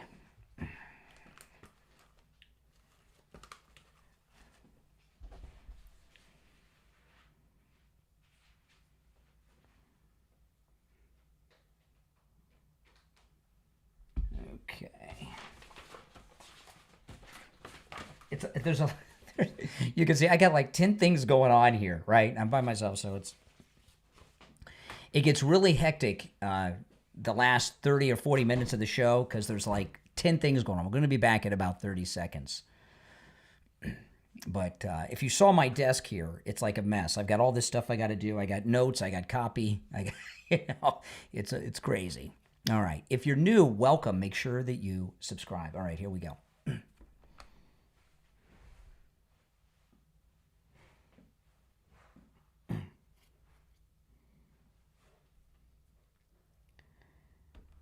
Welcome back, everyone. I'm Brian Craig. You're listening to The Steve Kane Show. We're going to check in with Attorney Barry Siegel from the Siegel Law Group. Attorney Barry Siegel, good morning. Hey, good morning, Brian. How are you doing today? I am well. What do you have for us this morning? Well, this morning I wanted to talk about, the importance of planning. I mean, there's all kinds of planning that we need to do, but why do we plan? The reason is we need to have a plan so that we can maintain control of the things that are important in our lives. What happens if we don't have a plan? We could lose control. Yep. We could end up with bad results, and that's not good for you. That's not good for your spouse. That's not good for your children, and that's why we preach that it's so important to plan. And of course, what we do is we help people with their estate plans, making sure they leave a proper legacy, that they're protected during their lifetime from the cost of long-term care, that their children or whoever their beneficiaries are protected from losing the inheritance in a lawsuit, creditors, divorces, all kinds of things that people normally don't even think about because they haven't taken the time to really plan. Yeah. They think that drawing up a will, with a one of these online outfits, or doing maybe a will with an attorney that does 100 different things, or even one of these document drafting services. Yeah, you're going to get some paper, and you could say that you could check it off your list that it's done, but is it really done? Is it really planned out? Is it really done correctly? That's right. And the thing is, you may not know what you have and if it was done correctly or not, but your loved ones will know. If God forbid the time comes where you're incapacitated or pass away, they're going to be the ones that know what you did. And so that's why it's so important to plan, keep control. Yeah, and there's two things that Attorney Barry Siegel that you do at the Siegel Law Group, which I think really it shows people how much you care about your clients. There's two things you do. If you could just briefly tell people. One of them is this: how people, after they've got their trust done, they've got their everything together, but they can call your office. You guys don't charge for those phone calls. Yeah, our goal, at the Siegel Law Group is to make sure that people have an estate plan that's going to work when they need it to work. Yeah. And one of the things that needs to happen is there needs to be communication between, our firm, our attorneys, our paralegals, and the clients. And if a client is reluctant to pick up the phone and call to ask a question, get an answer that they need, because they're going to get one of those little bills in the mail, based on an hourly rate, now they get a bill in the mail. Now, not everybody, but a lot of people will not pick up the phone. They won't call. They won't get the answers they need. And now they may not have the right, they may not have funded something properly in the trust. They may not have gotten whatever answer that they needed. And we want to make sure that at the end of the day, when the time comes, that their plan is going to work. That's why we do the free reviews every 3 years, so that they could stay on track, make sure that all assets are in the trust. We do all these things with the common goal with the client to make sure they have an estate plan that works and that their loved ones are taken care of. Yeah, so people may not call, I had this thing changed, because they don't want to get charged for a quarter-hour phone call. Like the attorney for my HOA, I can get him on the phone right now. He loves to take calls because he bills the HOA forever. I didn't realize this, and the HOA say, "Hey Brian, could you call me and not the lawyer next time? You got to be." It costs $75 or something every time you call. I don't know. And there's one other thing you do, and by the way, the no charge for the phone calls is unheard of. An attorney, this is the other thing, and this is this is one of the most absolutely amazing things that you guys do, and it's this. After you're gone, you have the client, you have a free consultation with the trustee. Can you talk about that real quick? Yeah, sure. Yeah, we do a free post-death consultation with your successor trustee or personal representative, depending on whether you did a trust or a will-based plan. And that is because, number one, we realize most of the time, unless you brought in an attorney or a trust company to act as trustee, the people that you name probably don't have much experience acting as a trustee or personal representative.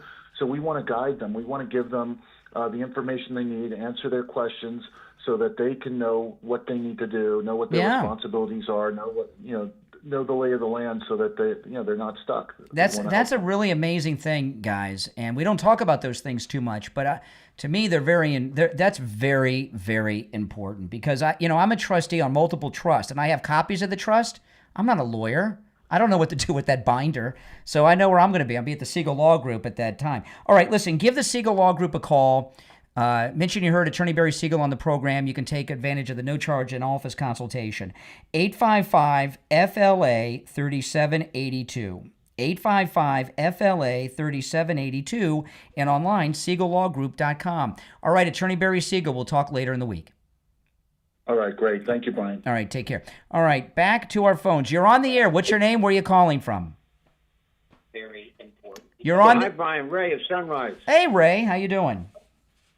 Hold on. Let me turn this off here. I got you on the computer. I'm doing fine. Thank you very much. About this Charlie Kirk replacement, let's make it clear. Charlie was assassinated for his political views. But more importantly, he was martyred for his Christian beliefs. That's right. He's a Christian martyr. Yes. See, Charlie's conservative politics come out of his Christian beliefs. They're founded on his Christian beliefs, faith, family, and freedom that we've heard about, right? Mm-hmm. His wife is not going to allow any replacement other than this. His replacement should, above all, be a believer in Jesus Christ. Yes, not a denier. Not a denier of Jesus. And remember, Jesus, one of his many titles is Prince of Peace, and that's what Charlie was. Charlie was a peacemaker. And you're a Christian. You remember the Beatitudes. They one of the listings of the Beatitudes is, "Blessed are the peacemakers." Yeah. For they shall be called the children of God. See, he's blessed, and that's why Charlie is saved. No, that's the only replacement that should be for Charlie Kirk, a believer. Yeah, and and I know a lot of people may say, "Oh, you guys don't like Jews." No. But you can't. We love Jews, okay, and we want them all to become Christians, like Steve Kane has done. But you can't take a denier of Jesus and make them the head of a Christian religious organization of any kind. That's crazy. And those people, as you well know and as you have well pointed out, they're all for themselves. Yeah. We cannot have, they're all for self-aggrandizement. They're all for pushing their own agenda and this and that. They contribute money. Yeah, they contribute $1 million. Well, that's not the real reason. They only have their own agenda, their own narratives, even though they're on the right side on most issues like us, but they're pushing themselves. Well, Ray, you're right. You know what I wonder? Because I knew he was a Christian. I understood all that, but I didn't realize that he was primarily an evangelical leader, more so than a conservative person, and is what he was doing.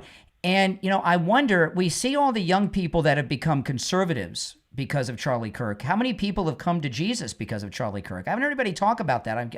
I'd be curious to hear people talk about that. Absolutely. You used a very, very important word there. Evangelical. Yeah. What that means is that you are a Bible-believing Christian. There are many people that don't believe that the Bible is the ultimate religious authority. Crazy. If your faith is not based on biblical principles, biblical truths, then you're in left field as far as I'm concerned. Yeah, that's true. I mean, your faith it has to be rooted. That's why these people are all over the place. They don't have an anchor. The Bible is an anchor. That's the word. That's the word of God. It's inspired. You're 1,000% correct. And the fact that Ben Shapiro, I believe he paid $1 million to get on the show. That right there shows that he's not qualified to be in any position with Turning Point at all. At all. You're buying something. You're trying to buy something. You can't buy that. No, but you see. The key element in all this, I hope, when I cried through that our presentation, Erica she's not going to allow this. She's not going to allow someone like Ben Shapiro or maybe even the other guy there to take Charlie's place. It's going to be very difficult for anyone to fill his shoes. Absolutely. To me, it looks like, listening to J.D. Vance and the president, it looks like the Trump campaign's kind of taking it over. And Charlie Kirk's widow is still going to be there in an important part and everything. But it looks like they're taking over that to make sure it lasts. And it's going to be bigger than... You pointed out yesterday how close Trump was to Charlie. Yeah. And Trump is going to... When Trump is behind something, it's going to succeed. And he's going to make sure that it's done right here. Yeah. Nothing's going to get... No one is going to replace Charlie that doesn't have Trump's stamp of approval. That's correct. Yeah, and Charlie's widow. I mean, it's very, one of the things, the Christian Coalition and everything, it's not that they didn't do good work, but they were preaching to the choir mostly, the Christian Coalition. And Turning Point USA, we need a Christian revival in this country like no one's business. And I had thought, I was so wrong. I didn't understand what Charlie Kirk really was about, right? And I had talked about a lot how we don't have Christian leaders anymore, but we did, Charlie Kirk. And I had no idea. They're all silent. They're all afraid to talk out. Brian, I'd like you to do one thing. Many of us want to contribute to Charlie and the kids, to Charlie's wife and the kids. I know a lot of millions of dollars, and Elon Musk has promised everything. But as a token of support and so on, I would like to contribute. Do you have a reliable? Well, I imagine there's a way to donate on the Turning Point USA website because it is a nonprofit that takes donations. I would be surprised if there's not a way to donate on their website. I'll look into it and announce it tomorrow. Yeah, but see, that would go to the web. That's going to the website or to Turning Point. I want to make sure it goes directly to the kids. Oh, to the kids. Yes, I know exactly what you're talking about. I will look into that. I'll make sure I get the right. I have an idea, but I don't want to give out the wrong one right now. I'll look into it. I understand. All right, Ray. I got to run. By the way, so get that. It's coming. Get that Broward. It's coming, Ray. I'm working on it. Telephone. All right, very good. All right, take care. All right, if you're on hold, stand by. And I'm very pressed here at the end of the show today. I'm all out of whack with my schedule. My apologies. Dr. Philip Appleton. You know what I think about a lot with Dr. Appleton? What would my life be like if I had never met Dr. Appleton and he rid me of all these pains these 7 times? Because, all the pains that I had, my arthritis pain, my knee pain, my shoulder injuries, all these things still would have happened. The only difference is I wouldn't be here pain-free, just walking around having a great time. Maybe I'd be a junkie on some pills like Hunter, or I don't know, but I'd probably just be suffering. And I'll tell you one thing about living pain-free when you've had pains, oh man, it's rough. Arthritis and everything, it's exhausting, isn't it? I mean, the pains that Dr. Appleton rid me of, my arthritis pain, my knee pain, my shoulder pain, the pains were so bad I just wanted to go to sleep. Any of you ever feel that way? Plus, you're suffering. It's awful. Yeah, I can remember sometimes I was in so much pain. I never took prescription medications, but I'd have a drink. I'd make a martini. I'd get the Tito's out, sometimes on the weekends, but no more, because I'm pain-free. Thanks to Dr. Appleton and his laser away pain treatment. With the laser treatment, there's no injections, no drugs, no surgery, no downtime. Dr. Appleton performs all the treatments himself. No appointment is necessary, and walk-ins are welcome even on Saturdays. Give Dr. Appleton a call and say bye-bye to your pain. 954-973-0710. 954-973-0710. And online, AppletonCairo.com. We'll be right back.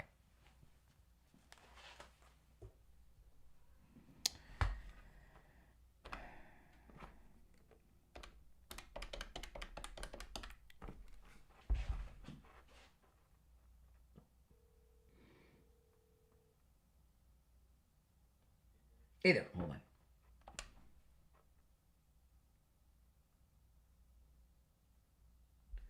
Okay, we'll be back in 1 minute. 1 minute. All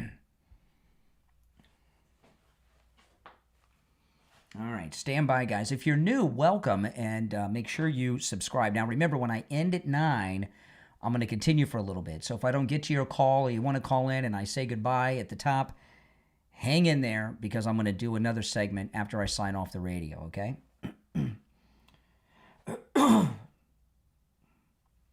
I'm really pressed for time here at the end, but we're going to keep on trekking.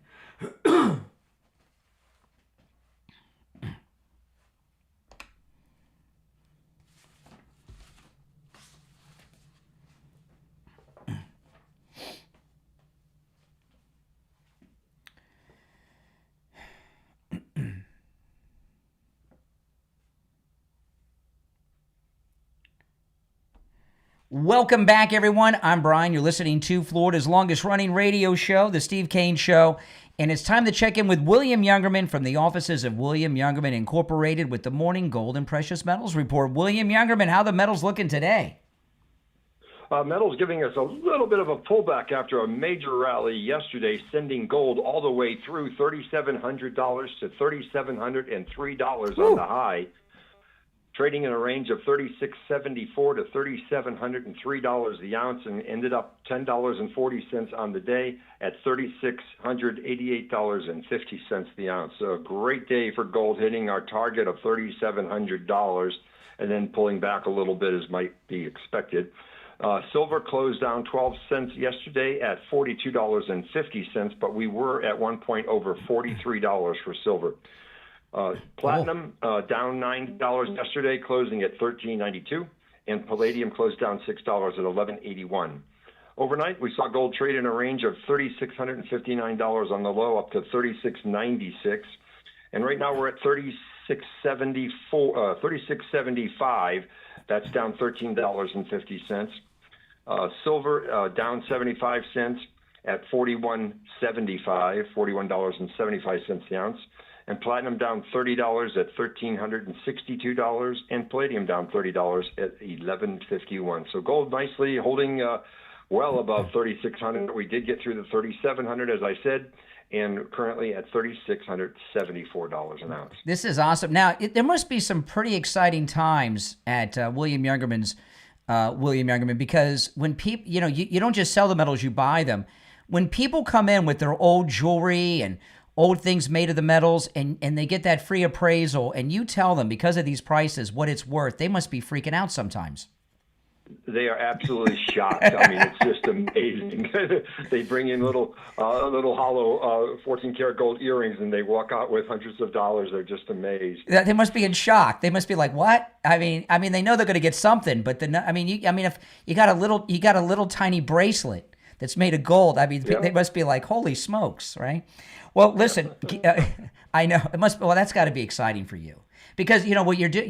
The metals are awesome, and people are seeing how valuable it is. Just a little bit of gold these days, and it gets them interested too for good reason because gold's been money for 5,000 years, so and it's not going anywhere. William Youngerman opens up at 10 a.m. and he does offer those free appraisals. So if you have anything made of the metals, take it in. You get that appraisal at 150 East Palmetto Park Road in Boca on the first floor of the Bank of America building, just east of US 1 Federal Highway on the south side of Palmetto Park Road.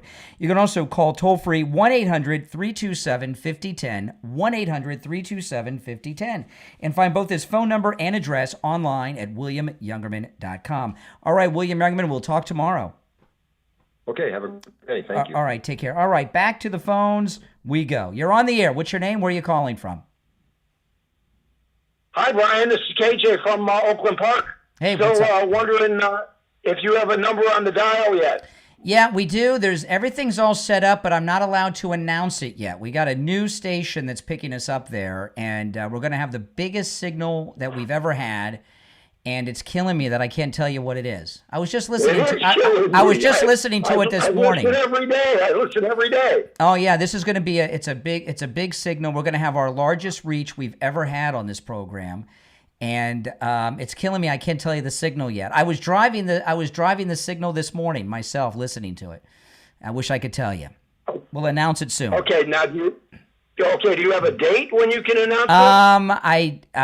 I have been given a date, but I don't want to give a date just in case. But I'll see if I can find out today because when I can announce it. All right. That'd be great. All right. Good luck to you. All right. God bless you all. Take care. Yeah, we're picking up a new station. That's what they're calling about. I wish I could tell you. It's eating me up. You're on the air. What's your name? Where are you calling from? Hello, this is Bob from Utah. Hey, Bob. I wanted to ask you about the open carry. I have a concealed weapons permit, which required the background checks, registering your weapons, and all sorts of things. Open carry, that means anybody that has a gun can open carry. What does that mean? Well, if you're legal in Florida, we still have concealed carry permits in Florida, but you don't need a permit to conceal carry, and now we have open carry with no permits. If you're legally allowed to possess a gun, you can open carry in Florida. It's official next week. Well, it gives me some concern because concealed carry, there's accountability. You know, if you use your weapon and throw it away, they have the serial numbers and stuff like that. And the open carry sounds a little more ambiguous. Yeah, sure. I haven't seen anybody doing it yet. I'm going to do it. I'm going to open carry. I have to get some new holsters, you know, because all my holsters are concealed holsters. So I need some regular holsters now. I've been waiting for this my whole life. I'm so excited. You have no idea. Well, I hope there's no problems with it or some crazies. Like that one lady said that she was concerned about someone grabbing her sidearm and using it and stuff. So it could happen, but it doesn't mean you can carry a gun everywhere. You know, you can't. There's a lot of places that you can't carry guns, right? Schools, you know, police stations, courthouses, stuff like that. You know, anywhere where they're federally prohibited, you can't carry them.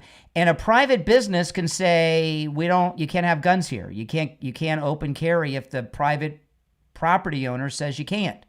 So, and if you do, like say you go to a store and you're open carrying and they tell you no guns allowed and you don't leave, it's felony trespass.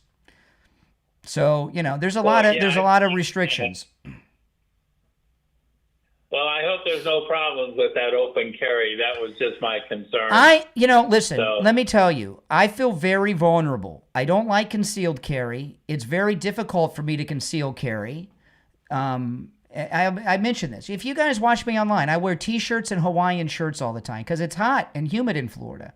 And you know, in Utah, the weather's better for concealed carry. The clothing in Florida, I can always tell guys when I'm out and about who carry because they're wearing heavy clothes in Florida, right? I'm like, oh, that guy's got to be carrying. And my friends that carry, a lot of them I can tell by how they dress, you know? And I always feel vulnerable because of how I dress. It's hard for me to conceal properly. So I don't carry. Well, here in Utah, a few months back, I was sitting with friends at a coffee shop and we were talking about concealed carry. And a guy sitting at the next table stands up and he says, yeah, I have concealed carry. You know, we were like, whoa, you know. And he showed you? Oh, if he showed you, he's no longer concealed. See, that's the problem. You know, concealing, so if your friend, he may have broken the law depending on the state. And if he showed it to you, he definitely did. Conceal means you got to conceal. And, you know, if you can see the outline. Huh? It was the customer in the next table. And, you know, we were like stunned because, like you just said, it's not concealed anymore. You're branded. No, you can get arrested, you know, in some instances. And, you know, but even if you have the gun concealed and you can see the bulge or the outline through a shirt or the pants, that you're no longer concealed, you know. And concealing is very difficult. You know, open carry, that's easy, and I'm not worried about it. I mean, you know. There'll always be problems, but I think the Second Amendment is pretty clear. I've wanted to be able to open carry my whole life. Well, I know you got people on hold. I better let you go. All right. Thank you so much. All right. Take care. I don't know why people are so concerned about it. You're on the air. What's your name? Where are you calling from? Brian from Deerfield. Hey, Brian. Hey, Brian. If this is how Ben Shapiro really feels about Jesus Christ, you wonder why would he even be considered to be taking over the head of Turning Point? He's not. He's not being considered. He's trying to inject himself into it. Yeah. Well, why would this guy you wonder even to attend a rally at Turning Point. This guy is the antithesis of what Turning Point is all about. The relationship with Jesus Christ is a fundamental principle that Charlie Kirk talked about and lived that. And this guy thinks he's going to just walk in and take over with that type of an attitude on the Joe Rogan show. I have friends that are Jews that don't believe in Jesus and all that, but they're not going around there telling me they don't believe in Jesus. He's going on he went on the most listened to podcast in the world, the Joe Rogan show, and denied Jesus to millions of people. That's I don't like that. And he's like making a joke about it. Well, that's pretty much in your face, I would think, Yeah, I don't like that. I'm glad you brought that out to us. One more quick thing. September 22nd, 23rd, and 24th, I believe, is the Feast of Rosh Hashanah. I'm looking for a major biblical prophetic event to probably take place next week, probably on the 24th. So it should be interesting to watch and see if, okay, all right. how this plays out. I got to remember. I appreciate the call. Brian. Now, I want to tell you guys, towards the end of yesterday's show, I can't remember exactly when, but got a call from a guy. He was calling from Cooper City, I believe. And he said he saw me at Wings Plus on Inauguration Day. And yesterday he saw me on YouTube. It was the first time he had seen me since Wings Plus. And he says, man, you've lost a lot of weight. And I have, thanks to Coastal Weight Loss Secret. And remember, all this weight I've lost it without exercise, without starving myself, eating regular foods I would normally eat, no medications, no injections. And I've kept the weight off. In fact, I haven't gained an ounce since I lost all that weight. And you can see it in my face. My stomach is now flat. I've lost inches off my waist. It's absolutely amazing. And with Coastal Weight Loss Secret, you can lose 10 to 20% of your body weight in just 60 days. My results are typical. I lost about a pound a day. Now, if I would have exercised, I would have lost a little bit more, but about a pound a day was fine with me. And I'm glad I did it that way with Coastal Weight Loss Secret, because now that I'm in the maintain phase, it's like effortless, right? Now that I'm where I want to be, I don't want to lose any more weight, and it's without effort completely because I didn't have any of these big lifestyle changes. All right? So give them a call and take advantage of the free consultation right now. 561-247-6300. 561-247-6300. That's 561-247-6300. And online, coastalweightlosssecret.com. All right, so we've covered quite a bit. If you're on hold, hang in there. We've covered quite a bit on the program today.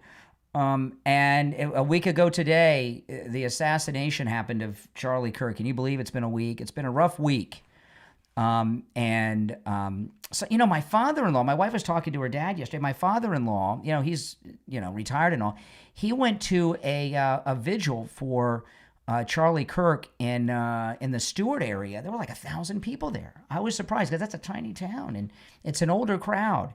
And of course, Sunday is the big event with the president in Arizona at the arena, and I'll certainly be watching that. And I know a lot of you guys will too. The funeral, I believe, the private funeral's on Friday, but the big event, I guess the biggest funeral in the history of the United States is going to be Charlie Kirk's funeral Sunday at the stadium with the president. It's the Steve Kane Show, Florida's longest running radio show, on the radio since 1977, celebrating 49 years on the radio. My name is Brian Craig. Steve will be back with us tomorrow. God bless America. God bless Donald Trump, and God bless Charlie Kirk. All right, we're clear. All right, so if you're on hold, hang in there. I'd like to hear some of your thoughts on things I've covered today. If you're new, welcome to the program. Make sure that you subscribe. And I don't think I went too hard on Ben Shapiro at all. But I'll tell you, I want to play these two clips. I played these earlier in the show, but I wanted to play these two clips to you guys. Again, let me pull up the first one, and then we'll go back to the calls. If you want to call in, the number's toll free. It's pinned in the live chat. There's just a real weird twist going on. That Luigi pharmaceutical killer, they made a romantic hero out of that guy. The Boston Bombers, remember they put the one guy on the Rolling Stone cover? This is ABC News. You may have seen this, talking about the He's talking about the Charlie Kirk assassin. We have seen an alleged murder with such specific text messages about the alleged murder weapon, where it was hidden, how it was placed, what was on it, but also it was very touching in a way that I think many of us didn't expect. A very intimate portrait into this relationship between the suspect's roommate and the suspect himself, with him repeatedly calling his roommate, who is transitioning, calling him my love, and I want to protect you, my love. So it was this duality of someone who the attorney said not only jeopardized the life of Charlie Kirk and the crowd, but was doing it in front of children, which is one of the aggravating circumstances of this case. And on the other hand, he was, speaking so lovingly about his partner. So a very interesting and, as Pierre said, riveting press conference, David. Okay, what a psychotic anchor over there at ABC News. He's giving us this Romeo and Juliet story between the assassin and his transgendered boyfriend. Like there was some romantic thing of them when he's writing this stuff on the bullets and everything. But it gets worse. And this one, I never heard of that guy from ABC before. He looked familiar, but I don't know what he was saying. This one shocked the daylights out of me. This is CNN. It's Montel Williams. And this one here, Montel Williams, he's a sick man. Remember he used to date Kamala Harris?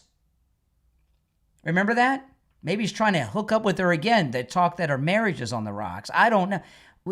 Montel Williams, listen to this sicko. There are people who are trying to pigeonhole this as a leftist thing and a right thing. And what we're really talking about, hear me because I'm going to throw you when I say this. We're talking about a love-torn child, a kid. This is probably his first real relationship. And somebody was disparaging the person that he loved. He sat on that building for 30 minutes before he took the shot. Why did he wait until the first word trans came up? Then he took the shot. You think he heard it? He could hear it? I think he could hear it. I think he also, I don't believe he was motivated politically. I think this was motivated emotionally. I think this was a emotionally stunted person who literally,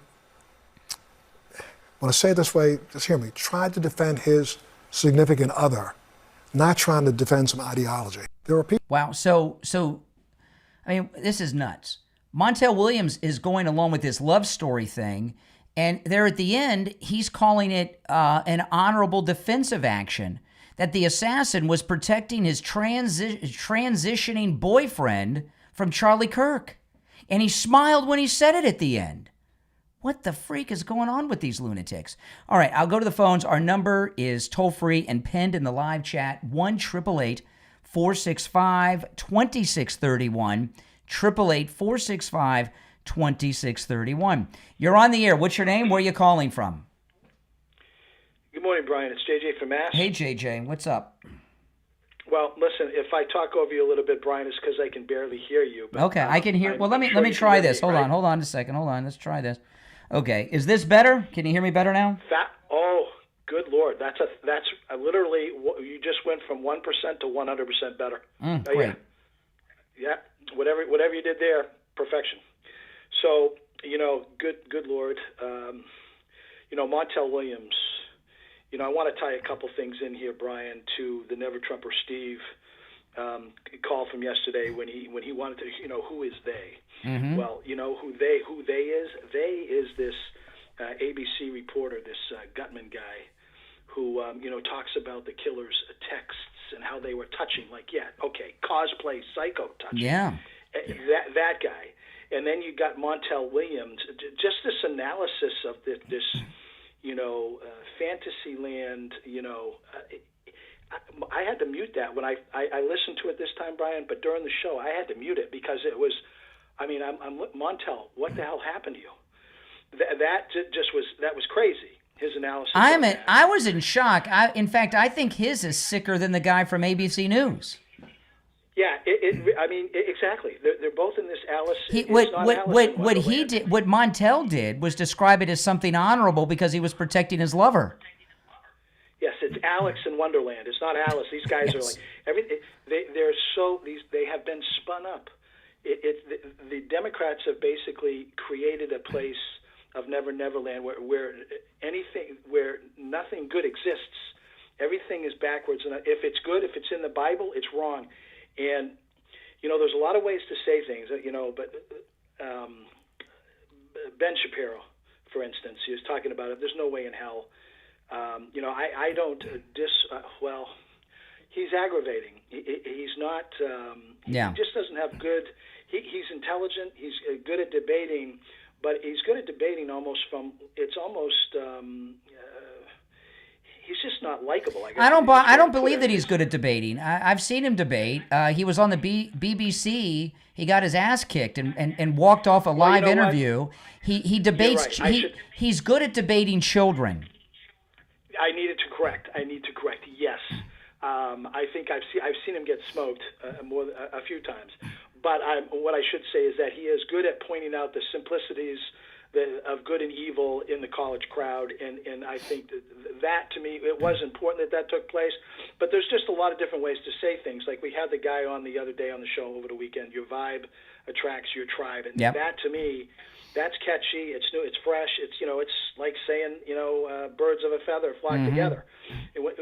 Or you could say something like, more elitist, the soul, I think it's the soul becomes dyed with the color of your thoughts. Well, with Ben Shapiro, that is arrogant almost. What I think is going on is the Daily Mail or the Daily Wire, which is in trouble with Candace and Brett Cooper, and then his partner, that weird guy that wears the key necklace. They got rid of the head of the Daily Wire.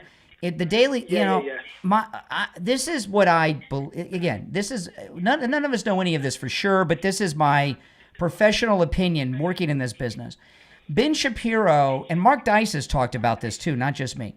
Ben Shapiro is not a likable personality. That doesn't mean I disagree with him on the issues. He doesn't like Trump, but I agree with him on Israel and other things, but he's not a likable personality. So how does he become so famous? The Daily Wire has spent many millions of dollars advertising his podcast, pushing it in everyone's feed on every platform. It's not organic success. And we see it here. He just bought his way onto the Charlie Kirk show yesterday with $1 million. It's almost a wash, rinse, and repeat. It's the bought and paid for pharmacy media part due, basically. But maybe it's not the pharmacy, but there is still some control going on there. In that's why like with you. Listen, I don't agree with you all the time, Brian. I'd say probably about 99% of the time I agree with your conclusion, if not 100% of the time. But a lot of times the meat and potatoes, I'm a little different in between. That's okay. But I'd say for the most part, I pretty much agree with you because you're just a normal common sense guy. You're boots on the ground, living your life. You talk about the things that happen in your life. I mean, you're believable. To me, you're believable. You're honest. You talk about the things that you've experienced and the knowledge of history. You have retained so many things because in your job, you talk to people and you use these things, and that helps you. Yeah. In your memory. And I don't know if this is true or not, but I have over the last, and I don't know if you've consciously done it or if somebody, I really don't know, but I sense sort of a calmer version, really, of Brian over the past. And I don't know if that's because of events. I mean, is that something that you... Calmer how? Have you done it? Has it been done? I mean, have you done it on purpose, or it's just a natural effect? No, listen, I've been doing this for a long time. I guess you grow older, things change over the years. I mean, I'm not doing what I was doing when I was 18. Yeah. Well, I mean, just recently, I've just noticed, and I'm just like, I've got to tell you, I'm loving it. I mean, there's a lot of ways to get to people, and I'll tell you, I don't know if it's been intentional, but there's two things that when you say recently, I read a book. There's two things, okay, that I've come to in tune with because I used to worry about everything in my life, and there's two things. There's this. I haven't read this book, but I heard them talk. You ever heard of Mel Robbins? I think I have. Okay, she's got this Let Them Theory book, and there's a lot of controversy about it that she stole the Let Them Theory from this TikToker. And this Let Them Theory is don't worry about it, just let them be. Don't worry about stuff. And that involves everything. And so I've been applying that in my life the last 6 months. But there's a book that I just read, and I can't. If my wife's listening, if you could tell me the name of the book. There's a book I just read about 3 weeks ago, and I cannot remember the name of the darn book. I'll look on my Kindle and tell you tomorrow if my wife doesn't tell me. And it was a book. I used to worry about everything everybody was doing. And I read this book, and I don't worry about much anymore. I used to worry about everything all the time. So maybe I'm a little more relaxed because I'm not stressed out as much as I used to be. Yeah. What was it called, Kathy? Very. Okay, yeah. The book is called Don't Believe Everything You Think. Don't believe everything you think. Yeah. Okay? Yeah, I think I've heard and read some of this. I read this book like 3 weeks ago, a month ago, and I'm like so stress-free in my life. And I got normal stuff going on that I normally would have. Don't Believe Everything You Think is the book. It just like took all my worries away. Well, I look at it's sort of like this has been a very it's hard to say. Like when they captured this guy, I felt really weird saying I was happy because I really wasn't happy. I just couldn't get out of what happened to Charlie. But then I start looking at things, and like Bobby Kennedy during the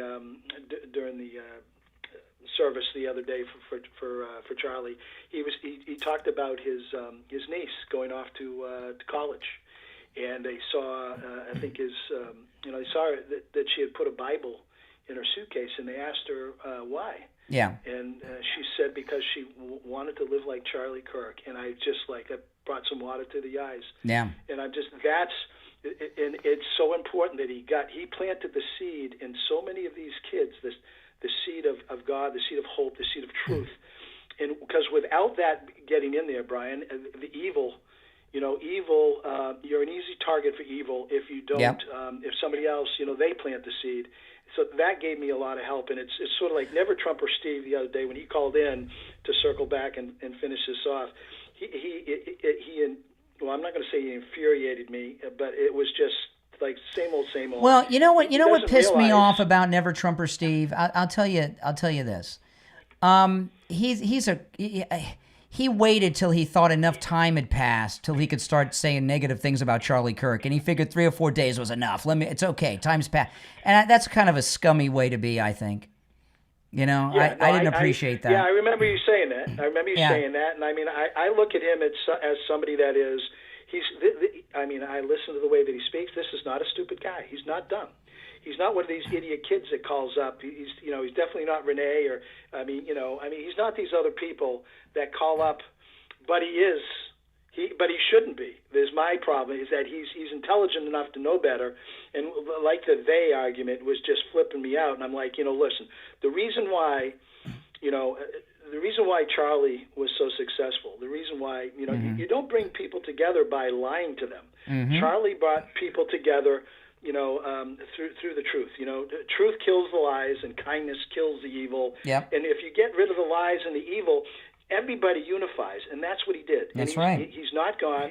He's definitely not gone. He's still working. Well, my wife and I, we were talking about this the other day, because if you're on hold, hold on, let me put all these callers on hold. The phones are ringing off. My wife we were talking, this was off the air the other day. And a lot of people that aren't Christian, he believed in Jesus, he prayed, why did he get killed like this? And my wife had pointed out something I didn't think about it this way. I mean, he died basically, obviously in a violent assassination, but instantly. I mean, I don't think he knew what hit him. The bullet bounced off his chest, and, you get hit by a bullet, it's traveling the speed of sound. It probably knocked him out. It bounced up to his neck, and then the terrible, thing that I unfortunately saw happen. It happened so quick. He didn't suffer. He didn't have pancreatic cancer. He didn't, what I mean? He wasn't in pain. It happened so quick. So, you look at what's going on here. There's a major revival going on in this country of Christianity, of patriotism, of Americanism, of love of country, and all kinds of things because of this assassination and his martyrism. And while it's a terrible thing, all things happen, and God, makes the things happen. Well, he took them instantly. He put the light.